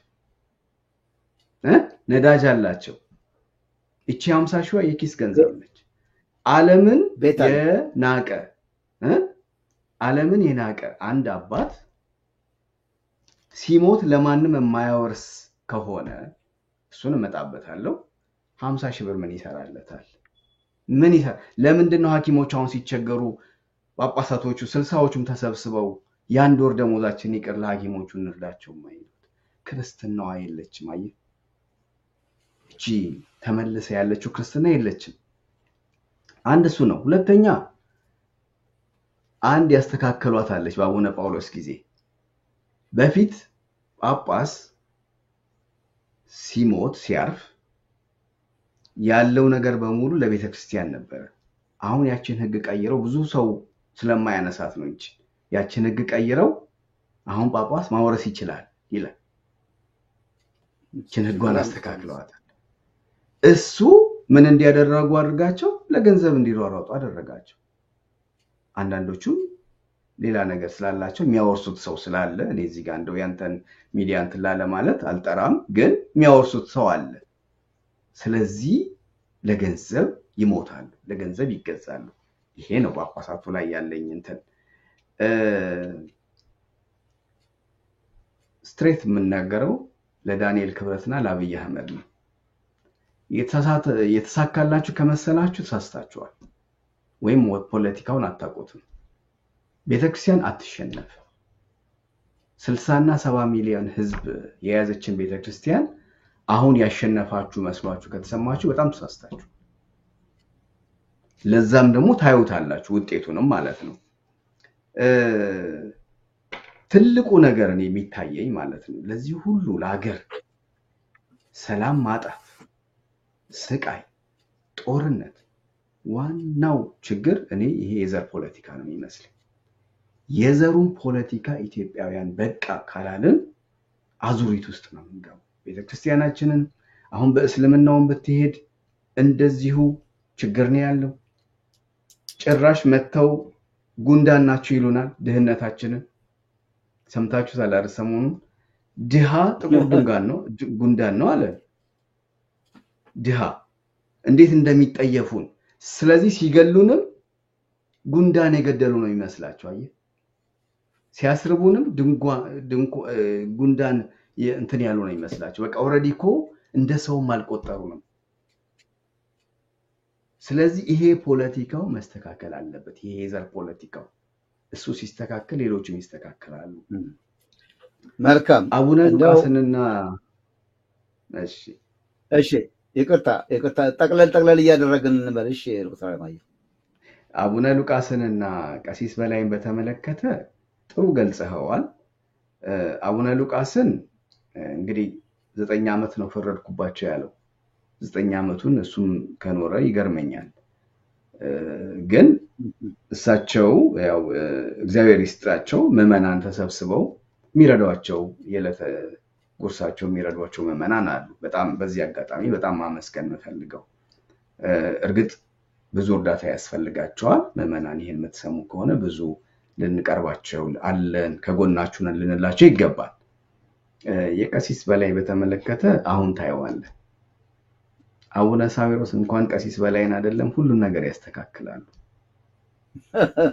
አሁን ብዙ ነገር የምናየው ስለሆነ ቢቆየን ብዬ አስባለሁ። እግዚአብሔር ይስጥልኝ።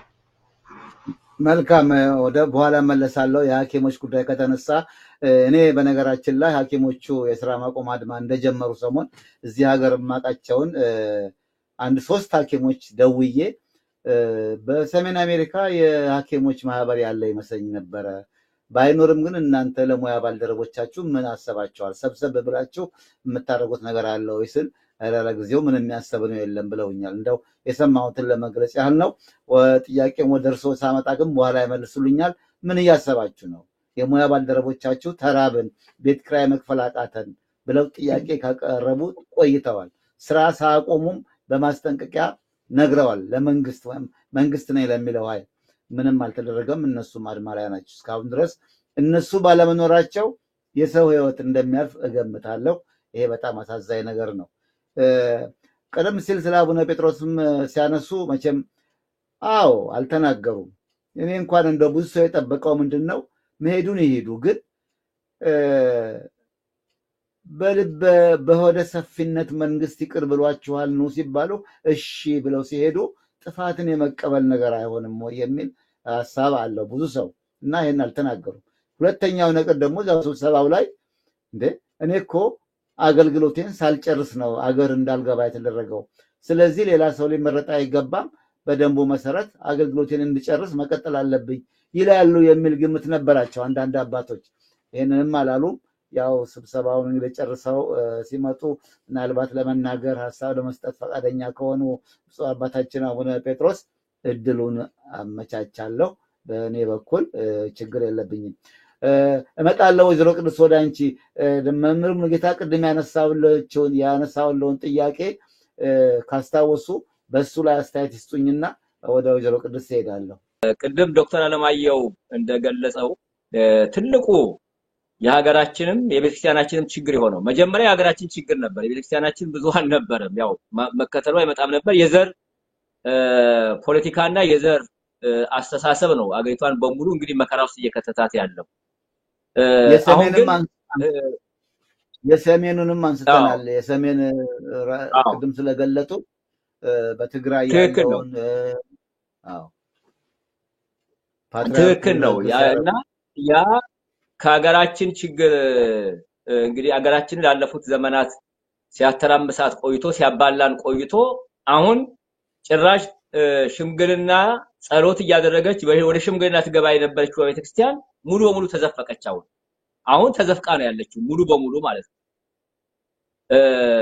የአባ ሳይሮስም ሹመት ሲመታቸው ከዛ የመጣ ነው። አሁን ስራ አስኪያጅነቱ ጥፋተኛ ከማለት ይልቅ ወደዚህ የተካሄደው አሁንም ያው የዘር ፖለቲካ ከፖለቲካ ጋር የተቀራረበ ቤተሰብነት ነው ይሄን ያመጣው።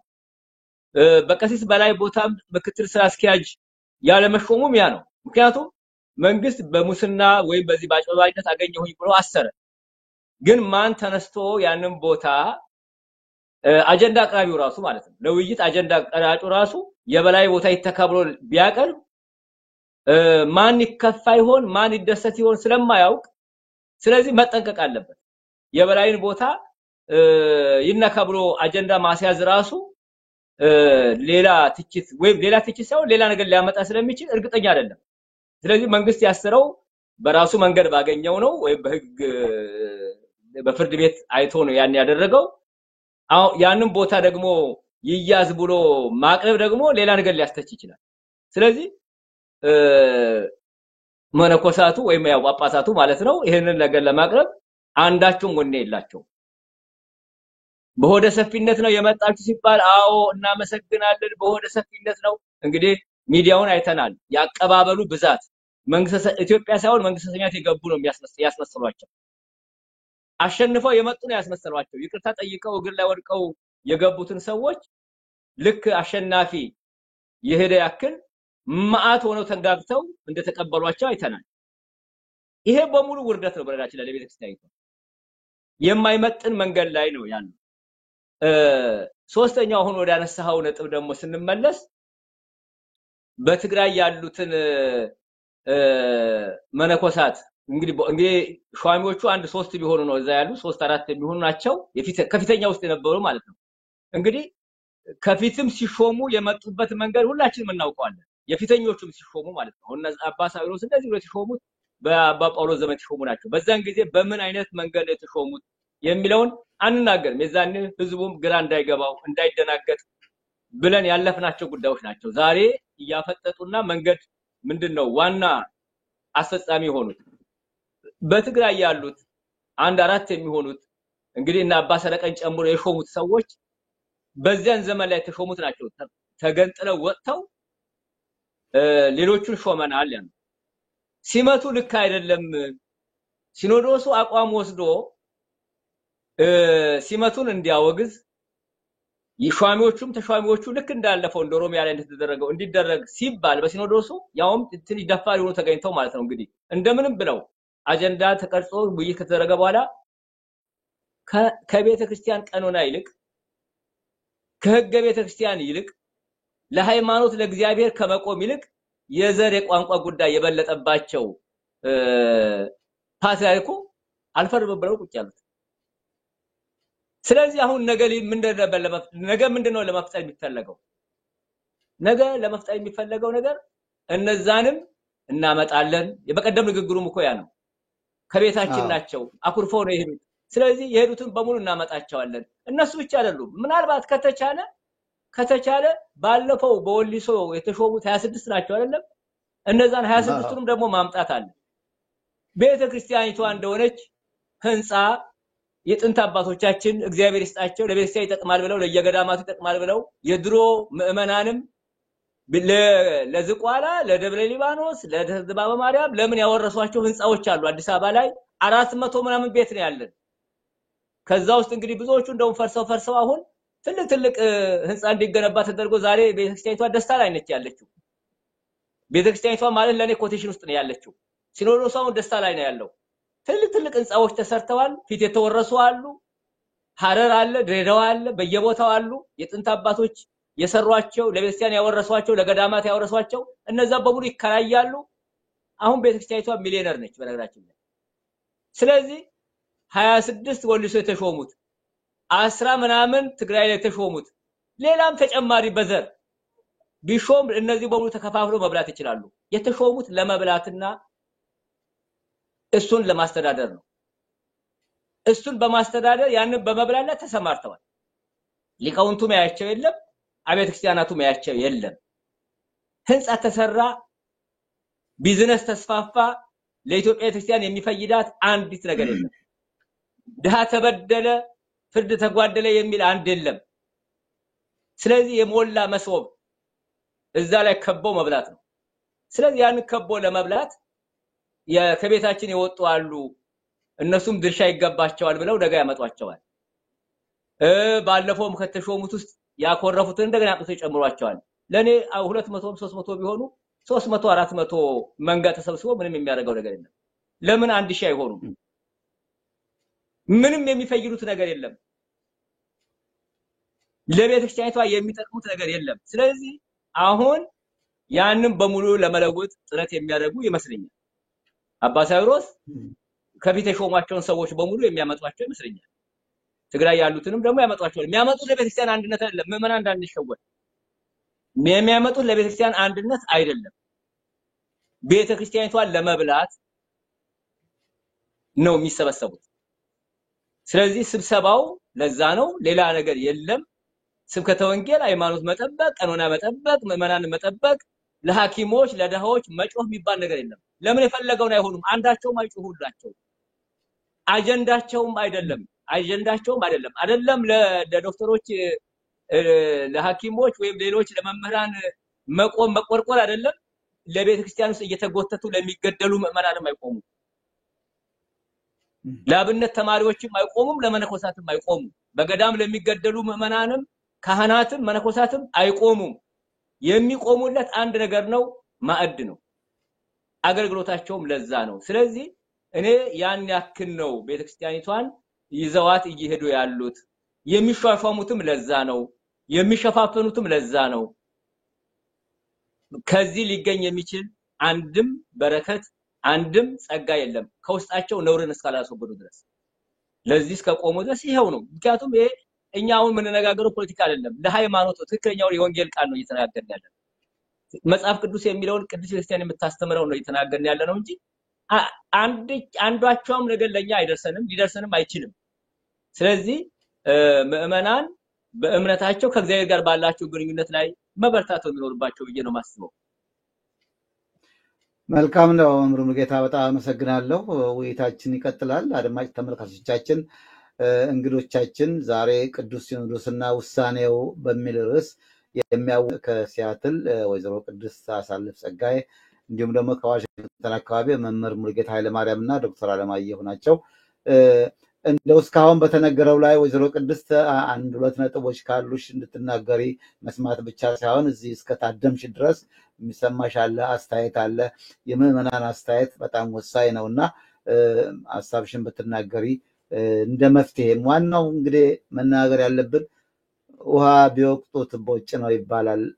የዚህ በሲኖዶስ ዙሪያና በአባቶች ዙሪያ ያለው ነገር መላ ያለው አይመስልም። በእውነቱ መላ ሊኖረው የሚችለው በመንፈሳዊ ረገድ ምዕመናን ሲንቀሳቀሱ አንተ ወይም እርሶ አባቴ ሊሆኑ አይችሉም ብለው ሲሉ ይሄን አቋም ሲይዙ ነው። በፖለቲካውም ረገድ ህዝቡ ጠቅላላ እንዲህ አይነት አመራር እኔን አይመጥነኝም ብሎ ይሄንን መዥገር ሆኖ ያለውን ስርዓት ሲያስወግድ ነው። ከህዝብ ነው የሚመጣው። በአጠቃላይ በቤተክርስቲያንም ከምዕመናን ነው የሚመጣውና ምን ማድረግ አለባቸው ምዕመናን፣ ህዝቡስ ምን ማድረግ አለበት የሚለውን ነገር በምክር ደረጃ ትሰጡናላችሁ። ወይዘሮ ቅድስት ሀሳብሽን ንገሪና በዚህ ላይም ያንቺን ማጠቃለያ ሀሳብ በሰጭን። እግዚአብሔር ይስጥልኝ። እሺ፣ አሁንም እግዚአብሔር ይስጥልኝ። እንግዲህ አንዳንድ ጽሁፍም እንደምናነበው ሀገራችን ለረጅም ዘመን በፖለቲካዊ ድህነት እየተሰቃየች ያለች ሀገር ናት። የፖለቲካው ድህነት ደግሞ ይሄው ማህበራዊውንም መንፈሳዊውንም ሁሉንም እያበላሸ እዚህ ጋር ተደርሷል። ትልቁ ነገር ግን አሁን የምንሰማው ሁሉ እንደ አንድ ኦርቶዶክስ ምዕመንን አሁን እዚህ ጋር ሆኜ ስሰማ ከነርሱም ይሁን ከሌሎች በምሰማው በጣም የሚያንቀጠቅጥ እጅግ በጣም ልብ የሚሰብር ተስፋ ማንቆርጥ ስለሆነ ብቻ ነው እንጂ የሚያም ነገር ነው።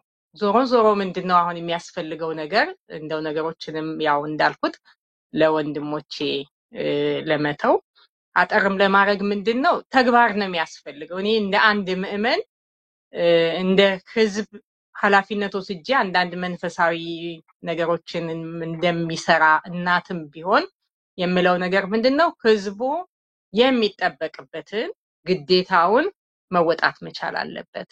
ማህበራዊ ህይወቱም ኢኮኖሚ ህይወቱም ይሁን መንፈሳዊ ህይወቱንም ማጣጣም አለበት እንጂ ግማሹ ያለቅሳል፣ ግማሹ ደግሞ ይስቃል። እኔ የፈለገ ደስታ በዚህ ሰዓት ደስታ ልፈጽም የሚገባው ደስታ ቢኖረኝ በሀገሬ በቤተ ክርስቲያኔ ባለው ችግር ምክንያት ደስታዬን ማቆየት ይገባኛል። አሁን ትንሽ ግራ ያጋባው 95% ያለቅሳል ወይ 5% በሚያደርገው ነገር ደግሞ ይሄ ሁሉ ነገር ተሸፍኖ ተቀምጧል። እንደ ምዕመን ግን እንደ ክርስቲያን ግን ያገባናል። ይሄ እኔ ቀደም ብሎ ምናልባት ከ13 ከብዙ ዓመታት በፊት በቤተ ክርስቲያን ውስጥ የሚገቡ ሰዎች በሙስና የተጨማለቁ በስነ ምግባር ድህነት የተጠቁ ሰዎች ቤተክርስቲያንን ለመምራት ሲገቡ እጮህ ነበረ። በቃ ከዚች ከመሰለች ምንጭ እኮ የሚወጣውን ስለሆነ እኛም የምንጠጣው እነኚህ ሰዎች እዚህ ጋር ገቡ ማለት እባካችሁን እንተባበር፣ አገራችን ድምጥማጧ እየጠፋ ነው የሚሄደው። ስነ ምግባር ጉድለት ያለበት ሰው ተሾመ ማለት በቃ አገር ላይ የምናየው ውጤቱን ነው። ምክንያቱም ሰው የተከለውን ዛፍ ፍሬ ነው የሚበላው። ትልልቆቹ እንደዚህ ከሆኑ ከዛ ውጭ ያለው ሰው ደግሞ ይጎዳብናል። እንበርታ። ልጆቻችን ይሄን ሃይማኖት ይሄን ቤተክርስቲያን መከተል መያዝ የሚችሉት እኛ እዚህ ጋር በምናደርገው ተጋድሎ በመናስተካክለው ማስተካከል ነው እላለሁ።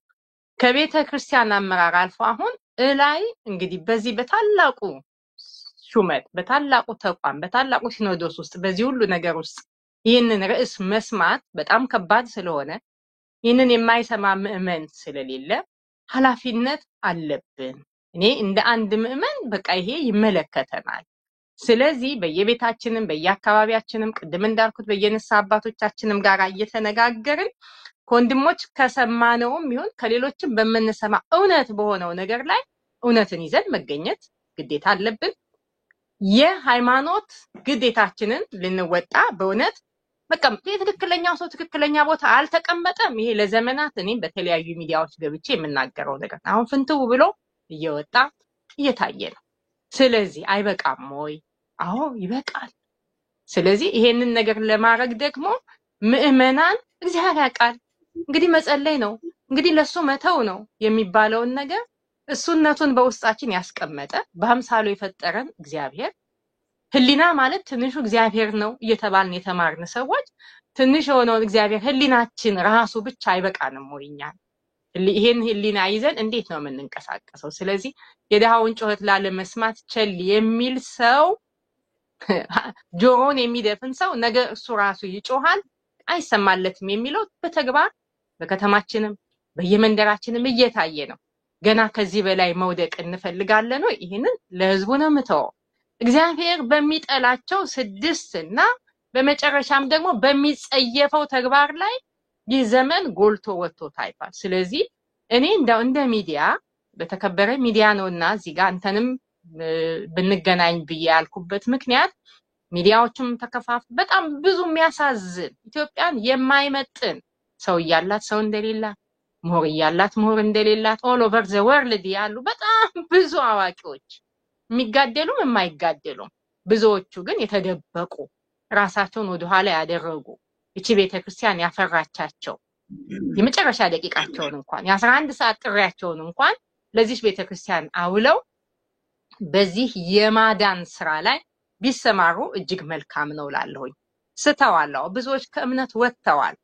ይሄ ሁሉ ነው ዋጋ እያስከፈለብን ያለው። ስለዚህ አሁን እግዚአብሔር ብዙ ሰው አይፈልግም። መጀመሪያም እንዴት አድርጎ ይሄን እምነት እንደመሰረተው እነማንን እንደጠራ ከነማን ጋር ሆኖ እንደሰራም ተምረናል እናውቃለን። አሁንም እኛንም አይንቀንም። የዚህ ቦታ የተቀመጥኩት እግዚአብሔር ስለሚያከብረኝ ስለሚወደኝ ነው ብዬ አስባለሁ። ስለ ቤተክርስቲያኔ በዚህ ቀን ይሄን ማለቴ ለኔ ትልቅ ደስታ ይሰጠኛል። ስለዚህ ድርሻ አለብን።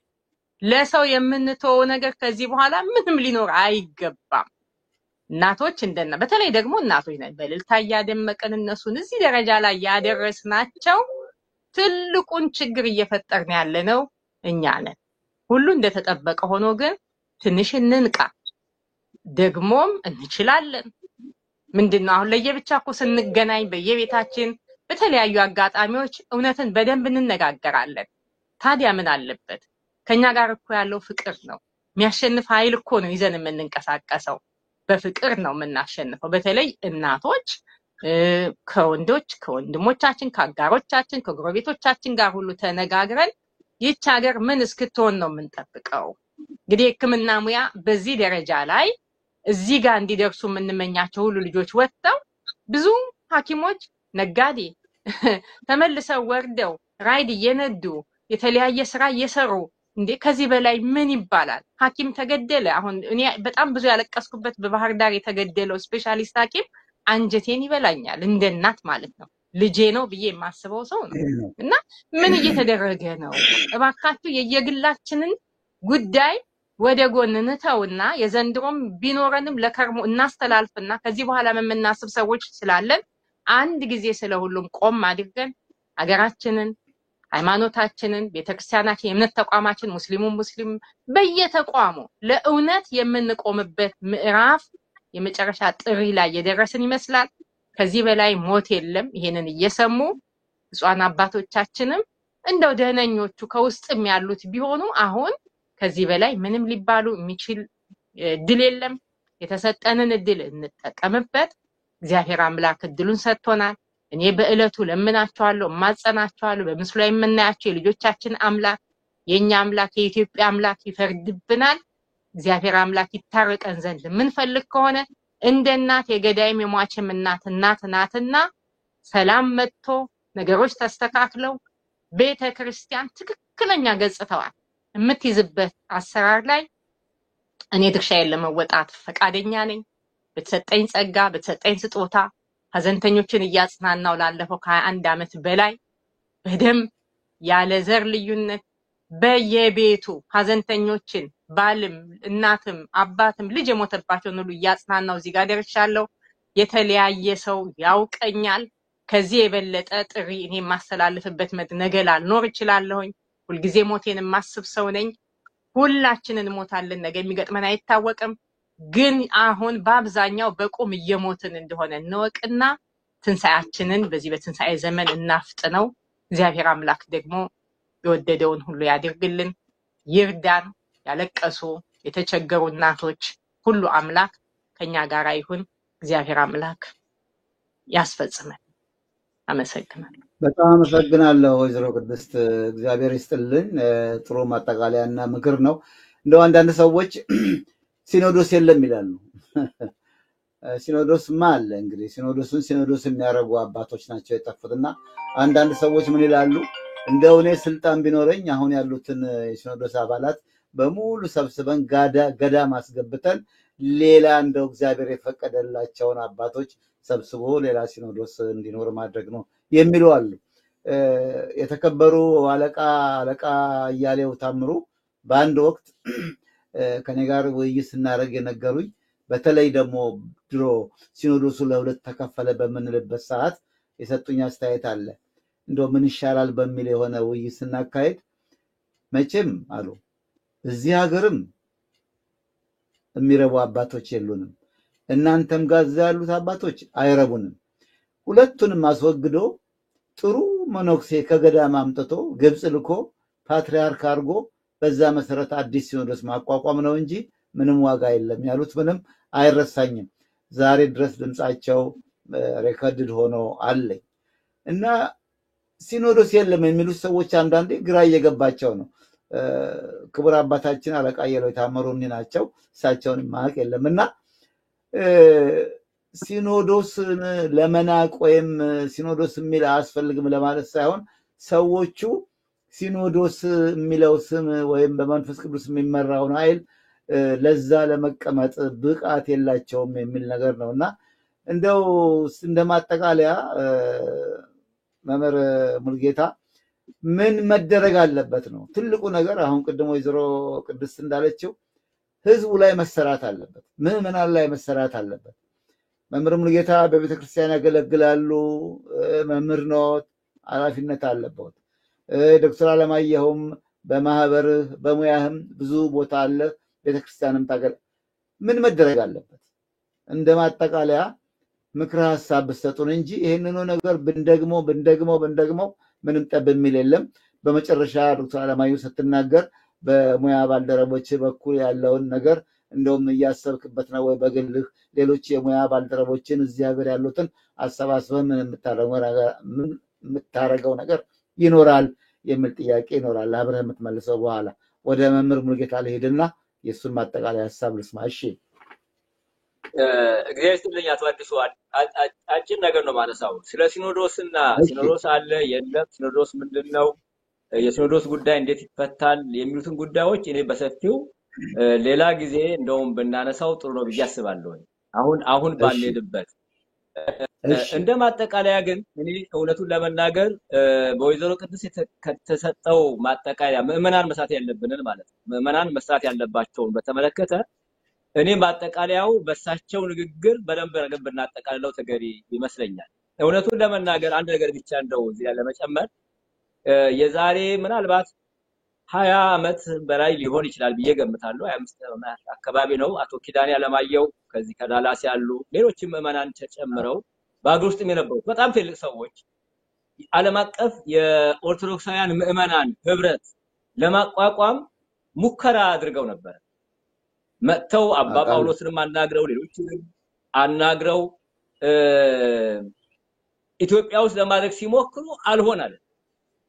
ምክንያቱም ይሄ ህብረት ወይም ይሄ አንድነት በቤተክርስቲያን በኩል ታኮ ምናልባት የነበረውን ሰዓት እንግዲህ የወያኔን ሰዓት ደግሞ ሊያውክ ይችላል በሚል ስጋት ይመስለኛል። ምክንያቱም ትልቅ ሰዎች ያሰበሰቡት ያ ጉባኤ እንዳይደረግ ተደረገ። ምዕመናን ናቸው፣ ኦርቶዶክሳውያን ምዕመናን ናቸው። በአገር ውስጥም ያሉ በውጭም ያሉ በቤተክርስቲያን ውስጥ ያደጉ ምናልባትም እንደ ወይዘሮ ቅድስትም ሊኖሩበት ይሆናል እዛ ህብረት ላይ እነዚህ ነበሩ ይሄን እንቅስቃሴ ያደረጉት ማለት ነው። በጣም ትልቅ ሰዎች ይሄን ጉዳይ እኔ ሌሎችም ወንድሞቼ ጋር እህቶቼ ጋር በመሆን እንከታተል ነበር እና በኋላ ኢትዮጵያ ውስጥ አልሳካ ሲል አሜሪካ ለማድረግ ተወሰነና ከኛ ከማህበረ ቅዱሳን ጥናት የሚያቀርቡ ሰዎች ተመደቡ። ሲመደቡ እንደ ማህበረ ቅዱሳን ልንፈቅድላቸው ስንል አቡነ አብርሃም እዚህ ነበሩ። ትልቅ ጦርነት አነሱ ማለት ነው። እዚህ ያለው ማዕከሉ ጋር በመሆን የማጉሳን ማዕከል ጋር በመሆን ትልቅ ጦርነት ተነሳ። እኔ የማጉሳን ሰብሳቢ ነኝ፣ ኢትዮጵያ ነበርኩኝ። ለምን ሰዎች ተወክለው ይመጣሉ በሚል ማለት ነው። መጨረሻ ላይ በማህበሩ ላይ የተወከሉት በግላቸው ነው ብለን የተወከሉትን ሁለት ሰዎች ላክናቸው ማለት ነው። ሲጠየቁ በግል ነው ተባሉ። እንዴ ስንይዛችሁ በግል ትላላችሁ፣ ሳንይዛችሁ በማህበር ነው ታረጋላችሁ? አይሆንም አሉ። ጦርነት ፈጠሩ። ይሄን ሁሉ የፈጠሩት ግን ከአባ ጳውሎስም ጋር መነጋገር ነው። ምዕመናን እንዳይሰበሰቡ ጥረት ሲደረግ ነበር። ከዛሬ 25 ዓመት 30 ዓመት ጀምሮ ምዕመናን አንድ እንዳይሆኑ፣ ምዕመናን ህብረት እንዳይኖራቸው ቤተክርስቲያኒቷ አሁን ሊፈጸም የሚታሰበው የዛን ጊዜ ነው። በረጋችን ላይ እኔ እነሱ አባቶች ራሳቸው ያዘጋጁት እንደው ሰይጣን ያዘጋጁ አይታወቅም እንጂ ምዕመናን አንድ ሆነው ቤተክርስቲያኒቷን እንዳይጠብቁ ላለፉት 30 40 ዓመታት ትግል ሲደረግ የነበረው ቤተክርስቲያን ውስጥ በሲኖዶሱ አባላት በዛ መንገድ ምዕመናን አንድ እንዳይሆኑ ተደርጓል። ዛሬ ድረስ ዓለም አቀፍ የምዕመናን አቅም ያላቸው እያሉ ምዕመናን አንድ እንዳይሆኑና ቤተክርስቲያን እንዳይከላከሉ ተደርጓል። እኔ ይሄ መለወጥ አለበት አሁን ባይነኝ። ወይዘሮ ቅዱስ ቅድም ባቀረቡት ሐሳብ ምስማማው በዛ ምዕመናን አንድ ሆነው ማልቀስም መጮህም መናገርም ተጽዕኖ ማሳደርም የሚችሉበትን ሁኔታ መፍጠር አለባቸው። አሁን መጠበቅ የለባቸውም። ከላይ ይመጣል ብሎ መጠበቅ የለባቸው። ምዕመናን ናቸው አሁን አንድ ሆነው መጮህ የሚገባቸው መስራት የሚገባቸው አቅሙ ደግሞ አላቸው። ቀደም ወይዘሮ ቅዱስ ገልጸውታል። እልል እያሉ ያደንበቁት ላይ የሰቀሉት እናቶቻችን ናቸው፣ ምዕመናን እህቶቻችን ናቸው። ይሄንን ነው መለወጥ ያለባቸው። ይሄንን መለወጥ ይሄንን ወደ አንድነት ማምጣትና ወደ ለውጥ ወደ ማምጣት መሄድ ይኖርባቸዋል። በዚህ ነው ማጠቃለል ፈልገው። እግዚአብሔር ይስጥልኝ። በጣም አመሰግናለሁ መምህር ሙሉጌታ፣ እግዚአብሔር ይስጥልኝ። በነገራችን ላይ መምህር ሙሉጌታንም ሆነ ዶክተር አለማየሁን አንዴ አንቱ አንዴ አንተ እያልኩ መቀባጠሬን በጣም ይቅርታ እንድታረጉልኝ ጠይቃለሁ። ዶክተር አለማየሁ ማጠቃለያ ሐሳብ እና የሙያ ባልደረቦቹ አጋሮቹ ተርበዋል፣ ተጠምተዋል። እነሱ እንደሚሉት ምን እቅድ አላችሁ? እዚህ እርግጥ የታሰበ ነገር ላይኖር ይችላል፣ ግን እንደው በግል ምን ያስባሉ በሚል ነው። አብረው ከዚህ ጋራ የማጠቃለያ ሐሳቡን እንዲሰጡኝ። እሺ፣ የሐኪሞቹን መጣበታለሁ በራሱ ማለት ነው። በጣም የሚገርም እንትን ስለሆነ ግን እጨምረዋለሁ። ከዛ በፊት አንድ በጣም የሚገርሙኝ ስላላስፈቀድኳቸው ስማቸውን አልናገርም፣ ግን እንደ ኢትዮጵያዊነትን እንዳይ የሚያደርጉኝ ባልና ሚስት አለው። በሙያቸው በእምነታቸው አይመሳሰሉም ከብፁዕ አቡነ ሉቃስ ጋር፣ ግን በእምነታቸው ሙስሊም ናቸው። በደንብ የሚያከብሩ እውነተኛ ሙስሊሞች። አቡነ ሉቃስን ለመደገፍ ግን አንድ ቁጥር ናቸው። አይደንቃችሁም? ለኔ ይሄ ኢትዮጵያዊነት ነው። እዚህ ጋር ግን አቡነ ፋኑኤል 3 ማይል አይረዝም ያሉት። አንድም ቀን ጠይቀዋቸው አያውቁም አቡነ ሉቃስ። ኮምፓሪዥኑን እዩት። ሙስሊም አማኞች የሚረዱ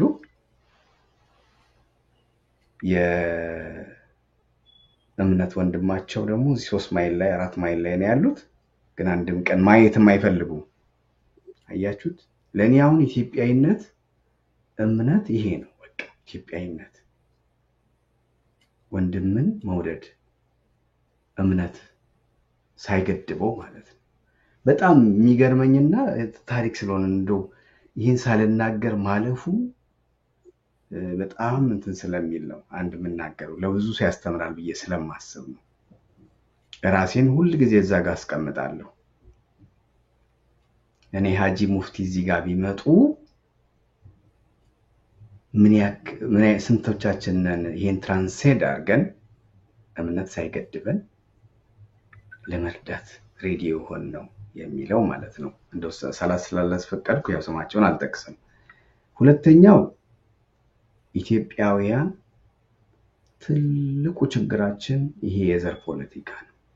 በቃ መሞት ይብቃን በቃ እንበለው የትም ብንዞር ዞረን መነሻው የዘር ፖለቲካ ይሄንን በቃ ልንለው ይገባል ጊዜ ባንሰጠው ለዚህ ሲሪየስ የሆነ ዲስኮርስ ቢጀመር ሶስተኛው ምዕመናን ቀድሞ ይዘሩ ቅድስትም መምህር ሙሉጌታም ገልጸውታል መሪዎቻችንን የሃይማኖት መሪዎቻችንን ቻሌንጅ ማድረግ እንጀምር ለምን ማለት እንጀምር እንዴ አባት ስለሆኑ ብቻ ሁሌ መስቀል ተሳልመን መሄድ እኮ አይደለም ለምን ይሄ ትክክል አይደለም ያስተማራችሁን እንዲህ አይደለም ብለን መጠየቅ መጀመር አለብን መጠየቅ ብቻ ሳይሆን ወደ አክሽን መሄድ አለብን በዚህ አካባቢ አሁን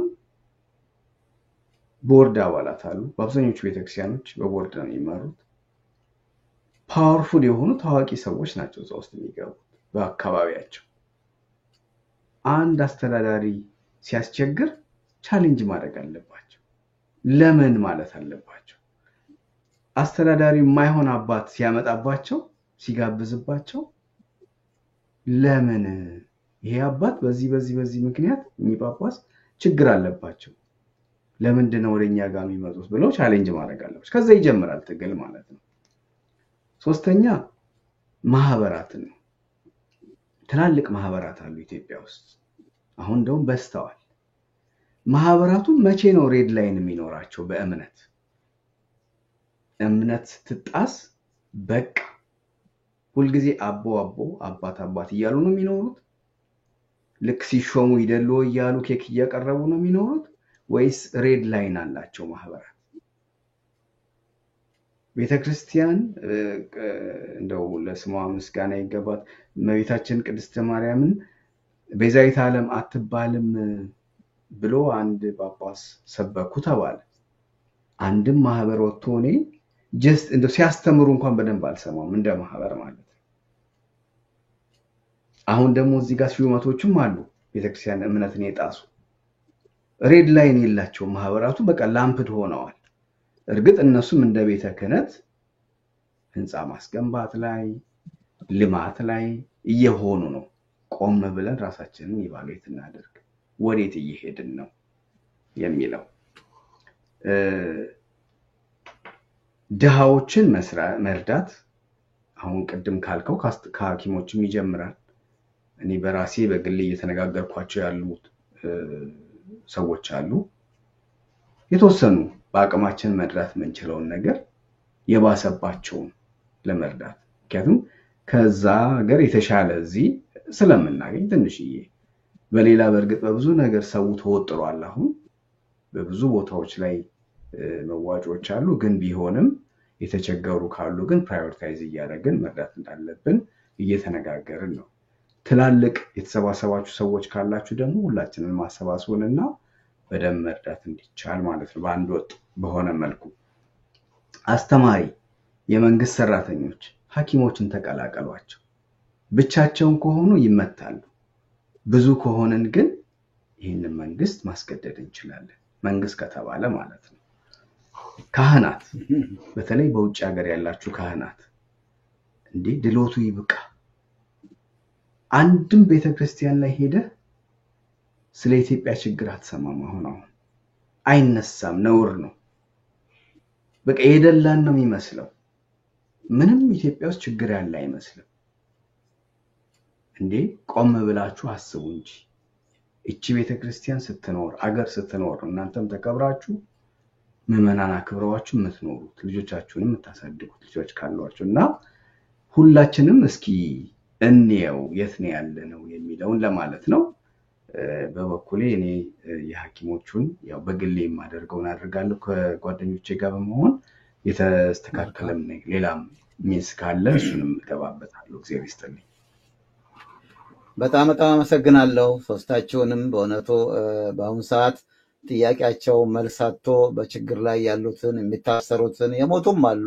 ሐኪሞቹን ማሰብ ያስፈልጋል መምራን የእናንተም ችግር የታወቀ ነው ይሄንን ህጋዊ ጥያቄ ተቀላቀሉና በእውነቱ ኢትዮጵያን ነፃ ለማውጣት ሞክሩ በጣም አመሰግናለሁ ወይዘሮ ቅድስት አሳልፍ መምህር ሙልጌታ ኃይለማርያም፣ ዶክተር አለማየሁ ሙላት እግዚአብሔር ይስጥልኝ ስለሰጣችሁኝ አስተያየት።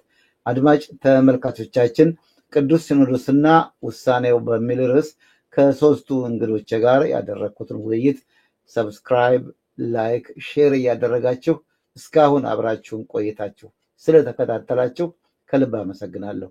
በሌላ ጊዜ ደግሞ ይሄ ማለቂያ ያጣው የቤተክርስቲያን ጉዳይ ሌሎች አባቶችን ይዤ በቅርቡ ለመመለስ አቅጃለሁ። የቅዱስ ሲኖዶስ ጉባኤም ተጠቃሎ መግለጫ ገና አልወጣበትም። እዛ ላይ ስንደርስ ደግሞ ወደ ሳምንቱ መጨረሻ ግድም አንድ ውይይት ለማቅረብ እሞክራለሁ። እንደ ጊዜ ሁኔታ ሌላ ርዕስ ይዤ እመለሳለሁ። አዲሱ አበበ ነኝ። አመሰግናለሁ አብራችሁን ስለቆያችሁ።